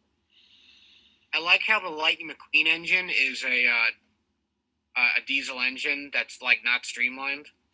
You know, he's a race car. I know there was a train. You know what they could have made? That was pretty cool. They made it. They had a train in the first Pixar's car film. They should have made that no gauge. Mm-hmm. Yeah, they could have just used like a Lion Chief F3, like the Santa Fe set. Hold up. Yeah. They could have done a fantasy scheme with the Acela and did the train in Cars too. The Yeah, I Lionel. would definitely have bought that one. If it I was would have Lightning bought McQueen, that. I would definitely would have bought it. What about the train and planes? The steam train. I like that steam. All right. Lionel doesn't know what to do. All right, I'll be honest with you. I know this is like probably the most Blake has controversial bought page this set. on this catalog. I bought sorry. the large scale one for my cousin. I would buy the O gauge one. Not gonna lie. For the music. My mom wants this set. The lights is the only thing that I'd buy it for. The rest, I could care The less. lighted tender makes no sense. You know what? I have a little problem with this set. It looks like a set. You ever been to like flea markets and stuff like that, and you find those really cheap Oh, yeah. with the stickers That's where we plastered all flip over the them? page and we talk about the next item. Why didn't Lionel make something more original, like put XL Railway on the side of the train or something? Not put stickers all over it. Yeah. A knockoff train set that you buy for like $5 at a flea market or something. Yeah. That's my only problem with the Frozen set. John Deere. I like it. I've seen a couple. I of would those buy sets this. back in the day. I think it's cool. I would buy this. Like, this is genuinely like the first Lion Chief set in a while that I would say I would buy it consider for the buying. novelty. Like, See, I'm considering here's- buying that the storefront. Yeah, definitely. That's what I was gonna say too. The John Deere service garage, I think, would be cool. And a fun fact: my grandfather, the one who I would run his trains around the Christmas tree, and I've talked about it before in many podcasts before. But he was actually a mechanic for John Deere, so John Deere has some personal connections with my family. So I don't know. The John Deere service garage is poking at me a little bit. I'm sure I could find some kind of room on the layout, add a little bit of personal touch to it. But yeah, Or even the box car. I guess it's a reefer, but they pulled that off of old advertisements. Like, Lionel went through old advertisements to pick out the graphics on the side of the box car. Mm-hmm.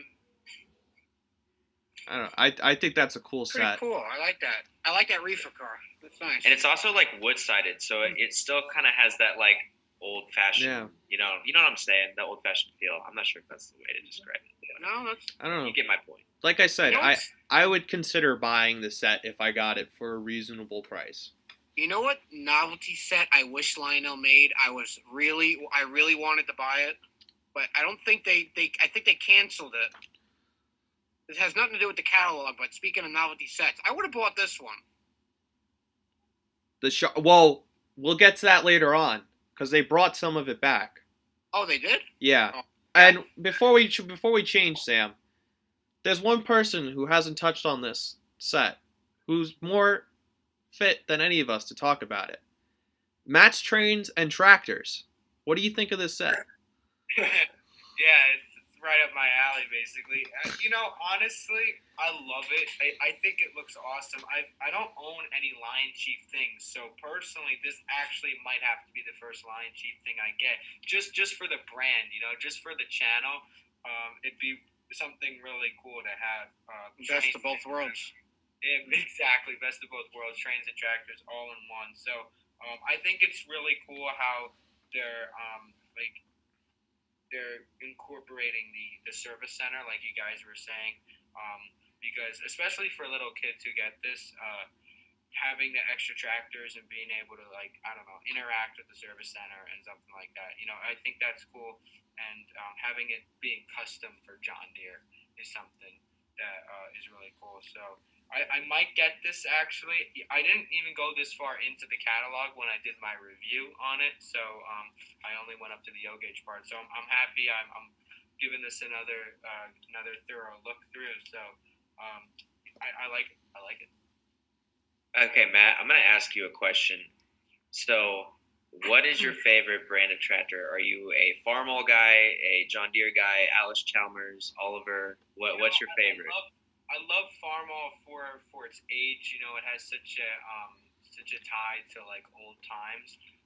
But I've really been liking the Case IHs lately. Okay. IHs, Nice. They make Ace is an old brand. Yeah. Oh yeah. They made steam traction engines back in the day. Yep. And I live in a semi-rural area, and I've seen a few Case tractors around. And I actually went to a tractor show a couple years ago, and I got to see the Case IH Quad Trek, which has like the treads on the sides of it. Yep. I think I've seen that before. I'm not a expert. I'll just put that out there, but I'm not either. And that was Talking Tractors here on the Model Train Talk podcast. Hey, I was just curious. I went to tractor shows as a kid a lot, so I was just curious. All right, we can go ahead and move on here to the next page. Now, brand new this set. is my Look at very this. first train set. I have this set. It's blown out on me twice. The Lion Chief. Yeah, there's a funny thing about the Hogwarts Express and me is my dad told me when I was like 5 years old or something that if I read at least one of the books, he would buy it for me. And I read a couple. I haven't read all of them, but I read a couple. And he still hasn't done it. So I'm just gonna either convince him one day at York to just go off and buy me one, or just buy one from a catalog since it could be nicer. I don't know. I'm not going to. I'll give Lion Chief the benefit of that. I've had a good experience by just working on one of them, Sam's engine. So, yeah. I mean, I got it repaired and it works nice now. I'll just put that there. I love Harry Potter, so when this set came out, I had one many years ago. Then it got messed up. So I got the Lion Chief one a couple years ago. I loved how it's got the sounds and the talking from the movie. They've cataloged this set twice in normal, I think it's LNER colors. Yeah. And both times. Yeah, Great Western. Yeah. And both times. They've had it in a few different names. And every time they do it in a non-Hogwarts Express paint scheme, it gets canceled, which is unfortunate. But it's a shame. Yeah, I would love to see this in non-Hogwarts Express colors because I would order it. But some things they made one a couple of years ago. You can still buy it, I think. They managed This was my. Oh, go ahead. This was my very first train set. It was actually the conventional version, but yeah, this was my very first train set. It was the Hogwarts Express. I think if anything, I would just get an add-on coach, but I don't really need one. So, moving on, we have a Halloween set here. Ooh. Any particular interest in here? We still have quite a bit of the catalog to go through. So, and it is almost 8:30. So. Oh, whoops. Oops. Yeah, I just looked at the clock and I was like, oh my gosh, we've been here for 2 hours. I thought already. my clock was dead, to be honest with you. Well, we're coming up on a lot of repetitive stuff in like Yeah. the immediate We futures. can just kind of peruse through Skip here. through it, unless- If any of you want to make a comment on something, just let me know. I'm sharing the catalog, so yeah, just let me know if you see anything. I know there's one any thing I'm going to particular bring up interest. in the future, in the near future. Another speeder. The General is nice. Yeah. I'm just waiting for the This is a Nexus. cool set. That is cool. Yeah, it's pretty cool.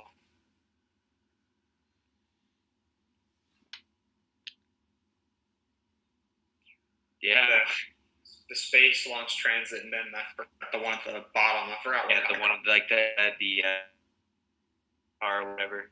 Yeah. I have the radioactive post-war celebration series called the Space Launch Transit. It reminds me of there. You know what made me laugh? Somebody said, "Why did they call this the Space Force train instead of NASA?" Nice. A nice engine. I like the paint scheme. And I'm glad they got the American flag with the stars pointing in the direction of travel. That's a good point there. Yeah. Yeah, on the cab right below the conductor. Area 51. Area 51. Very popular. There we do have the lighted LED track here. Anyone want to make another comment about this? I believe memory is not telling me wrong. I believe that there was something in the last catalog review that we looked at. It had LED track, but I don't remember. It was this set. Christmas set. I think it's pretty nifty, the lighted track. Good. It's a good novelty item. Yeah. The Christmas track is good for Christmas layouts. It makes, what's wrong with not having more lights? Yeah. I know people complain about it, but people could just. A lot of these people that buy these trains, they complain for the sake of complaining. So not the light up track. The only question that I have with the lighted track is I have not had any luck with fast track. Take a look at my layout. I use tubular. So, what is the durability of the lighted LED? That's my question. There's Good probably point. a lot of kids are going to be playing with this. Going to be put up and put down, taken down every year, put up every year for the holidays, and you don't want one piece to go bad, and you're going to have to hide it in the battery or something. That's just my there. Yeah. I use fast track, and it's got its issues. From observations, the lighted track, the way they have some of the power about it, it's like, I don't know things, but it probably could have the same issues. But fast track, I think, normally works well when just a loop on the floor because you're not doing much. Right. Fast track. Here we have a Star Trek set. Anyone want to add anything in here? I haven't first Star Trek. Me so either. I I don't know have anything about to add. it, but I'm not an expert. Anyone in the chat too? Anyone in the chat? Let us know. It's cool. I mean, I know a It's- lot of it's- Star Wars fans would probably get a kick out of this. it sold really Star well. Trek. Like the Did I original say Star Wars or Star Trek? Star Wars. Oops. Uh-oh. Comments are going to go crazy now.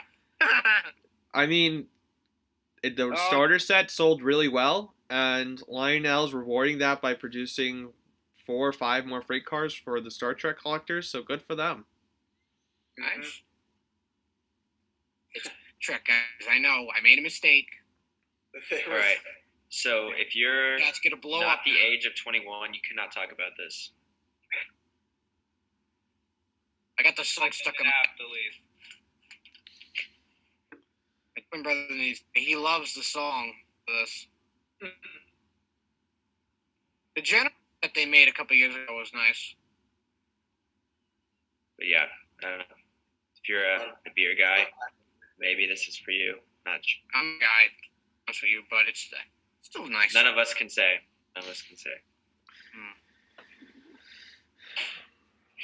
Ironic, I have a lot of beer cars. Next up, we have 2 Lion Chief sets, a Chesapeake and Ohio freight set, and a Kansas City Southern set. It looks And does the Kansas City Southern set? Oh, this just turned white. I have no idea why. There we go. So, does this have an end of train device? I can't really read. I don't think it does. Okay. It doesn't? No. So then, why is there... I mean, I know this is a modern freight set, but like a caboose, maybe? Please? Yeah. Even the NASA one didn't have a caboose. That's true. It's a good point. Man, they're even taking cabooses out of catalogs now. Yeah, there's not a single caboose in this catalog. That's kind of crazy. The only caboose is in the pacemaker set. Yeah. It's just kind of like I'd actually buy a caboose right now. They had a lot of cabooses last year too. All right, tell me what's wrong. We just talked about it. What? The hand car again, to go with the Line Chief set. Oh yeah. Yep. This is why you buy the original post-war set. You spend time and finding the original pieces, so when you put it together, it's more you're more rewarded. You're like, yes, I spent so much time doing this and finding this, and yeah, like I want to add in just 1 second here. This you can. I'm sorry. No, I was just gonna say that a lot of the next starter sets are all rehashes, so we don't have to spend a lot of time on them. And where I was going with that is that I watched Country Buckers Trains a kind of review of that Santa Fe post celebration series set, and it was, I mean, it's kind of cool, but like the originals are like much better. And the point that he made was that the red on the Santa Fe was to the original. It was very matte finish. Yeah. Yes. The yellow looked too bright, from what I remember. We do have another Santa Fe Super Chief set here. This reminds me of RJ's set, but his was MTH and a long time ago. It did not have Line Chief. No. Hence the MTH-ness of it. Yes, thank you for clarifying that. I didn't understand that. It's all right. I know as a person who doesn't have MTH, it can get confusing sometimes. It is. It is very confusing, but I'm hoping to change that so it's a little bit confusing. We do have a Blue Comet set down here. This reminds me of my NPC era set that I have back They're at home. continuing the tradition. Yeah. Yes. At the same time, it is not a scout locomotive. It is pretty much, it's almost the exact same for an NPC era engine. There's the wheel configuration is just off by just a little bit, but I like that add-on Union Pacific barrel ramp car that's at the top of the page. yeah, That's pretty an cool. add-on. That might be something I consider to pick up. Set and a Lehigh Valley set. Mm-hmm. This looks like a Like old tooling, that diesel. U36B. Yeah. That's This old. reminds me of my U36C NPC era chassis one that I have. I'm sure it dates from around the same time. Reconfigured and whatnot. We have some generals here. I have something to say on the Pennsylvania Railroad General. Can someone Yeah. check the live stream real quick to make sure we're still live? My computer really Yes. froze out there for a There's second. some, like, Sorry for that, everybody. Yeah, it seems to be all right. All right, I'm competing with like 5 different people for Wi-Fi right now. You got it, RJ. Hey, we're gonna push to this final. All What right, is it? 20 minutes. I think we're almost at the end. I like that General Line Chief. Yeah. You know what's funny? I first thing I noticed about the Pennsylvania Railroad one, everybody was complaining because they made the brass hybrid 440. My twin brother bought the Pennsylvania Railroad one. Everybody wanted a cheaper alternative. Well, there it is, right there. Yeah, it Also, I don't. looks nice Go ahead. with those colors.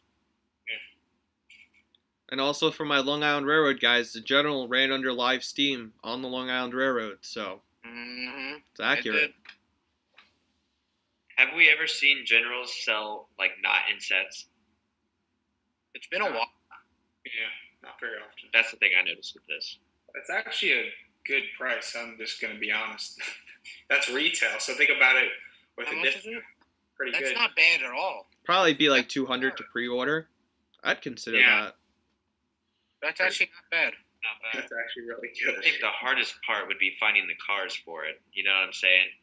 'Cause There's Yeah. not very many like rolling stock pieces It's- of that era. It's got. Unless you get I'm wood-sided reefers. one thing about the Lionel. Lionel Generals is that their pulling power is terrible.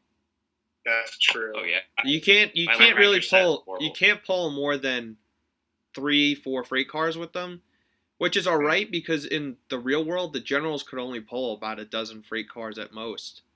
So Yeah. it's technically accurate, but like I have a K-line die-cast hopper, and my General can't pull that one car. Some U36Bs. Ease and GP38s. The chassis system Yeah, that's again old tooling. speaks out. But at the same time, I could just a bit more. Although the MSRP is not bad, Yeah. $219. Yeah, Retail, maybe you can pick 200. that up for like less than $200.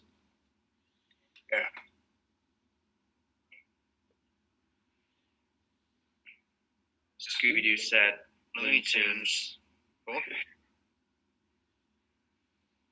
I like this fun stuff. It's definitely different. We Yeah. have some Batman. stuff here. Batman. Bat single tower. That's fun. That is cool. It's kind of cool. Yeah. Reminds me of the post-war tower. Mm-hmm. This is when you can just have fun with Yes. trains. Ford. mention I like the this. Ford dealership. Yeah. I should have mentioned this because when I saw this page, I was just like, I want the Chevy dealer and I want the boxcar with the Corvette on it. I want that because for any of you who know, I have a Corvette. Yeah. That's just my thing. So you got to make room for the dealership on your layout. I got plenty of space. The only thing on here is this. Nice. Amtrak. Yep, I'm gonna pre-order that. That's kind of cool. They've Ooh, got I like they cataloged the Acela, and I'm gonna get the boxcar with the picture of the Acela on it. I didn't see the Lionel lines of the 773 boxcar. I didn't notice those. That's actually really cool. That is nice. I like the I historic. like the Angela cars Trotta at the bottom. Thomas art. Mm-hmm. Yep, that's cool too. What did you say, Sam? I like the historic boxcars down here. It looks like we have the Berlin Wall one, which is a very interesting and still fairly recent history, as long as with the World War II cars here. I know they did some earlier, but if you're into history and stuff like that, these could be appealing for you. Mm-hmm. Oh, we do have some more World War II style art that they would paint on like their planes and whatnot. And if you were 21 or over, you can only talk about the right side. If you are under 21, you cannot discuss the right side of this magazine. I want to know if hobby stores actually check. Like, if I walked in and tried purchasing the Budweiser set, would Train World ID me to make sure I'm over 21? No, that's a good question. That'd be crazy if they did. Or like, all right, I'm still 6 ID months. me. I'm 6 And I'm months over out from 21. turning 21. So like, what if someone like, let's say Matt walks in and tries to purchase a Coors Light reefer? I wonder if like Train World would ID Jeez. him to make sure he's over 21. I mean, they have to put the That'd be for funny. ages 21 and over for legal reasons because it's alcohol paraphernalia, but I just think it's funny. I know. They would still ID me. RJ, you're gonna like the next page. Ooh. Oh, yeah. And Sam. Yes, sir. Let's go. Yep, 3 I need more. to add more. I only have like 7. I'm up to 19. The engine. Yeah, you do have. That's the only one up I have. But yeah. all three of these you will. can, All three of these will eventually work their way into my collection. I don't know if I'm going to pre-order them or not. I keep telling myself I'm going to pre-order them so I don't put off buying them, but we'll see. and it shows you all that has been released so far. So if you need to check your list, RJ, hint, hint, wink, wink. Here's all of them that have been I can offered. tell you right now that list isn't accurate. Really? Yeah, because they cataloged George H.W. Bush, which came after Reagan. So. Oh yeah, you're right. I like the LBJ one. I don't know why. It's just kind of it's cool. It's a good modern president boxcar. Yeah. Yeah. I really hope that Lionel recatalogs some of the more popular presidents, like Reagan and Kennedy, because they're impossible to find. There has been one Reagan boxcar that sold on eBay in the last year, and it sold for $200. And there's been no Kennedy boxcars that have come up for sale on eBay in the last year. So I really hope that Lionel does a reissue of some of these more popular cars, especially now as they're winding down on presidents to issue. It'll definitely be a collection that you and me both will be searching for a long, long time. Yeah. We'll be going to York and being like, see if we can find any presidential boxcars here. There was a guy, I swear, I'm pretty sure there was a guy at York that had the engine and a majority of the cars. Because he had it lined up all the way down. He asked everyone in his row if he could use the back side of his table. And he just had them lined up all the way down this one table. Really cool to see. They're nice cars. Not some. I still need to Made find in the a USA. too. That's my favorite part about them. Yeah, very cool. Not something I'd buy though, but still cool. All right, these Got some old Hopper reissues. or cars. Yeah, Same old. There's your shark cars. Ooh. Yeah, I have. I was so upset that they canceled that set. I thought that was so cool. Well, those are two cars from the sets. From the set. Maybe they'll make the whole set and I put it together. The maxi stacks. I have old. Oh wait, I'm like I have the old ones from like the '90s where they connect together in the center. Yeah. Or big car that articulates, but these look really good, and I like the TTX one. All right. We have some personalized here. Looks like you can personalize your own boxcar, which I think is kind of cool. We do have some cabooses down here. Trucks and cabooses. Oh boy, here's a page. Christmas. Oh boy. There it is, ladies and gentlemen. Boy. Should we just skip this page now? Oh my god. Because I think we're all cringing. Honestly, I think out of all the Acellas, that's the one that'll get the most orders. Somehow. I also Somehow, some way. Guys, I'll order it. Guys, I'll pre-order it if you want me to. if this live stream gets 1,000 views, I will. No. No, that's not a good idea. If I hit Let's just go 10,000 on. subscribers by the end of the month, I will pre-order the Polar Express Acela. Yeah, me too. That's a dangerous game you're playing there, RJ. Just wait, hold up. Am I the only one that just notices on this? No, it was actually. I like how page. Polar Express isn't centered on the tender of the 080. Anyways, That's what I was gonna say. I'm like, Yeah. no, just why? The photo editing error, probably, hopefully. That triggers my like OCD. That's Yeah, I'm cringing hard because of that. I just noticed Another that. reissue of the Polar Express. Here we do have some more Polar Express stuff you can expand your Polar Express empire with. The icing station. I do have the icing station on my layout. Polar Express I Speeder, don't use it. just what we need. Remember the Exactly. K4 they released a couple years ago? Yeah. yeah. Remember the bipolar or whatever it's called? Yeah. I didn't like that. That just didn't work for me. I think it's neat that they're doing the icing station just with presents. Cool. That is cool. On the next page, Here's I some like reissues of some passenger cars here. Took them how many years to put the lettering below the windows?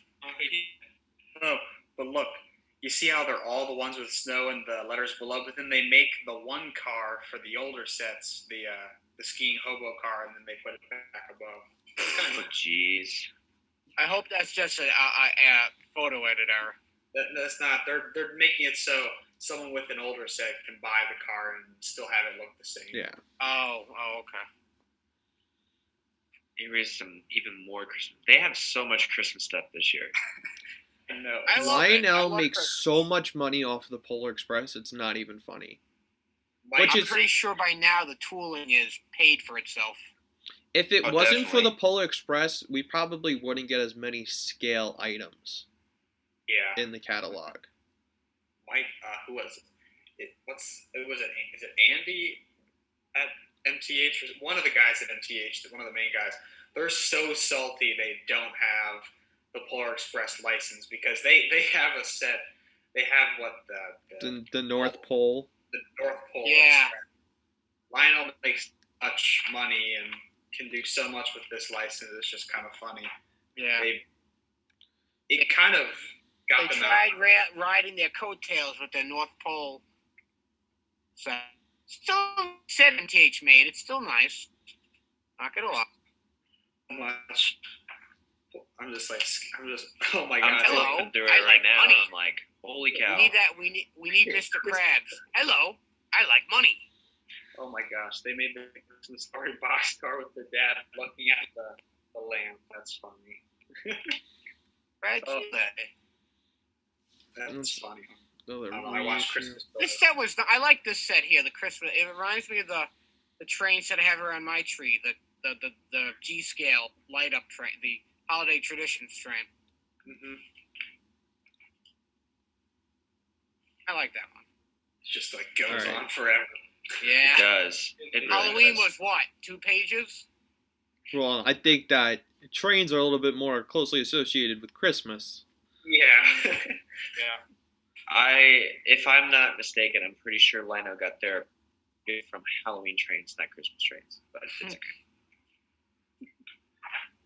No one laughed at that. Damn. I did. Thank you. Appreciate that. This is like my Christmas old General.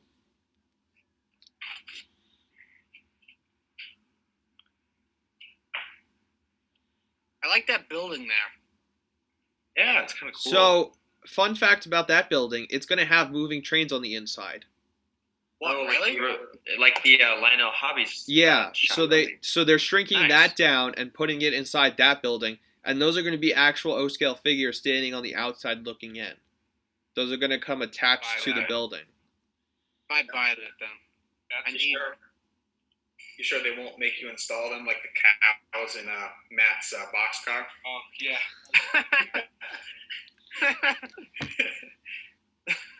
No. So stupid of them. And, you know, it's really not that hard because you spend like 30 minutes disassembling for 2 minutes inserting with like a dab of, you know. I know. All right, so there's Lionel ripping off MTH. Which one? I'm just The not even- Christmas tree. The Christmas trees. The Christmas trees have LED lights on them. They actually. This is the- Oh, you go. I said, when's the next lawsuit happening? They reuse the tooling from Sam's the post-war car. Yeah, with the atomic. power. Yep. And We another have some more. another hand car for Lion Chief sets. Another icing station with With presents. presents. That's not Polar Express. At least you have variety. You get the house with the Christmas lights on it. That's nice. Kind of like Yeah, the MTH Naughty- ones. We can go back to that. That'd be kind of cool. You know, that way you don't have to do it yourself. You I can mean, you have can buy so those much little fun. LED lights, but With a Christmas light with all this stuff. Oh my gosh. Great. Next With the layout, I ticket want to do like a winter scene. Like if any of you guys seen like NS Modeler 24, where he just has like that one little scene, Yeah. but yeah. passing through like 2 tunnels. That's a winter scene. Mm-hmm. be cool. There's some more buildings. The end is in now- sight. If you're still with us, we greatly appreciate your viewership and consider subscribing. People holding it. Sorry, what'd you say? Oh no, I was just saying that there's like 23 of the people are still holding on, which is awesome. So thank you. Cool. Yeah. You got lots of buildings in here. Wow. The talking Oh, station yeah. looks pretty nice. There's that fireworks station. I recall seeing that in the first catalog. I really want to see what that's going to look like in person, especially when the lights are off. Yeah. Yeah. I'd buy that for my layout. I love fireworks. Fake news stand on the next page. Oh boy. Oh boy. I love it. Wow. Nice. I love it. Fake news. What's weird is station is like, I don't know if this is the way it is now, but it's like half of, like, it's missing the roof. I don't know if that's just the catalog error or if that's the way it actually is now. I don't know. I get what you mean, though. I like that coal loading station. They offer that like almost every year, but that's always. So I just noticed this, but on the taco stand they put a Chihuahua instead of like the typical dash hounds, what they did with the fake news stands. Nice. The attention to detail is great. But one thing about those newsstands is that the figures aren't O scale on it. Oh yeah, I know. That's Oh, one yeah, I thing that know. I didn't realize before getting it, but they aren't O scale. They're probably they're bigger than G scale, really. Like the figures, are probably 4 inches tall. Jeez. About G scale size, I think. No, bigger. The burning house. That thing was smoking on that one. I've got it I on saw pre-order. The kits are nice. Good. Paint your own house. Kind of neat. Good value, too.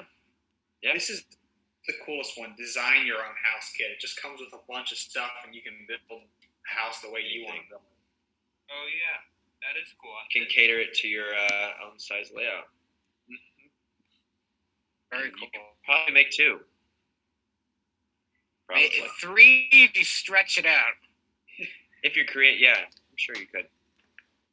Lots more buildings here. It's been a while since I've too many buildings, honestly. It's like we got a house at the top. Animal house.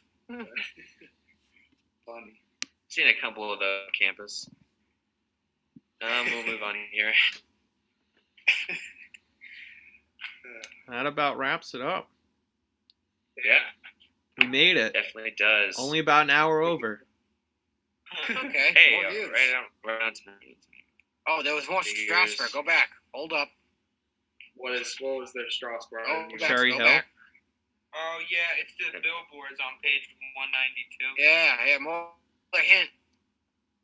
Another hint. Another. No, those were in the 92. last catalog. Yeah, they were. Yeah. Oh, I don't remember them, but okay. Nassau has them. He's got a Oh. whole stack of them. Okay. I'll pick them up one day. Okay, there's a page that has figures on it. I just want to say something because Lionel produces a product that doesn't have figures in it, and that price for what is this, 36 figures for $34.99? I can buy like 100 that are painted. Oh, 20 or something. It's just that's too much. Go on AliExpress. Yeah. The prisoners. So we do have Fast Track here. Pretty same old. The only thing I think Same old. notable. Wait, 034? Wait. 034. I guarantee you that mess up. That's supposed to be 031. That's supposed to be 031. That's a mess up. Oh, yeah, right there. 034. How about that? The track never heard of. March yeah. used to make Maybe I should 034 get that for my curves. layout. I think the only thing here is Hey, you want the your trucks? There you go. right there. Your Yeah, trucks there's your and your trucks. kit. Sid talked about LCS or anything. If LCS always, my opinion. Well, if you're willing to build a layout on your tablet and all that, and have the center kind of fast track for that. You could probably blend in. It's just a cool system overall, but nothing new. And a bunch of other things. The paper copy, the back of it is actually American Flyer, but we don't need to look at that because what is it? O scale or no scale? 3 rails or no rails. Yeah. All right, so we have pretty much reached the end of the catalog. We We do survived. have some HO stuff. It looks to be, but I'm pretty sure we have visited almost the entire catalog. So thank you guys for coming on. Greatly appreciate it. It's been a wonderful show. Thank you to the viewers who are still with us right now through this live show. Greatly appreciate it. Thank you guys for coming on tonight. And closing thoughts to any of you before we end the live stream. Once again, thank you for everybody for being here and watching. Sorry for any technical difficulties. You know, we're all competing for Wi-Fi nowadays in our houses. So I apologize for any lagging or technical difficulties, but we made it through, and I had a great time talking with everybody tonight. All right, RJ, you can go ahead and end the live stream, and thank you guys for tuning in tonight. Go ahead and head over to GFW. I believe they are still live. So over there. Have a good night, everyone. Thank you. Yep, thank you. Good night, everybody.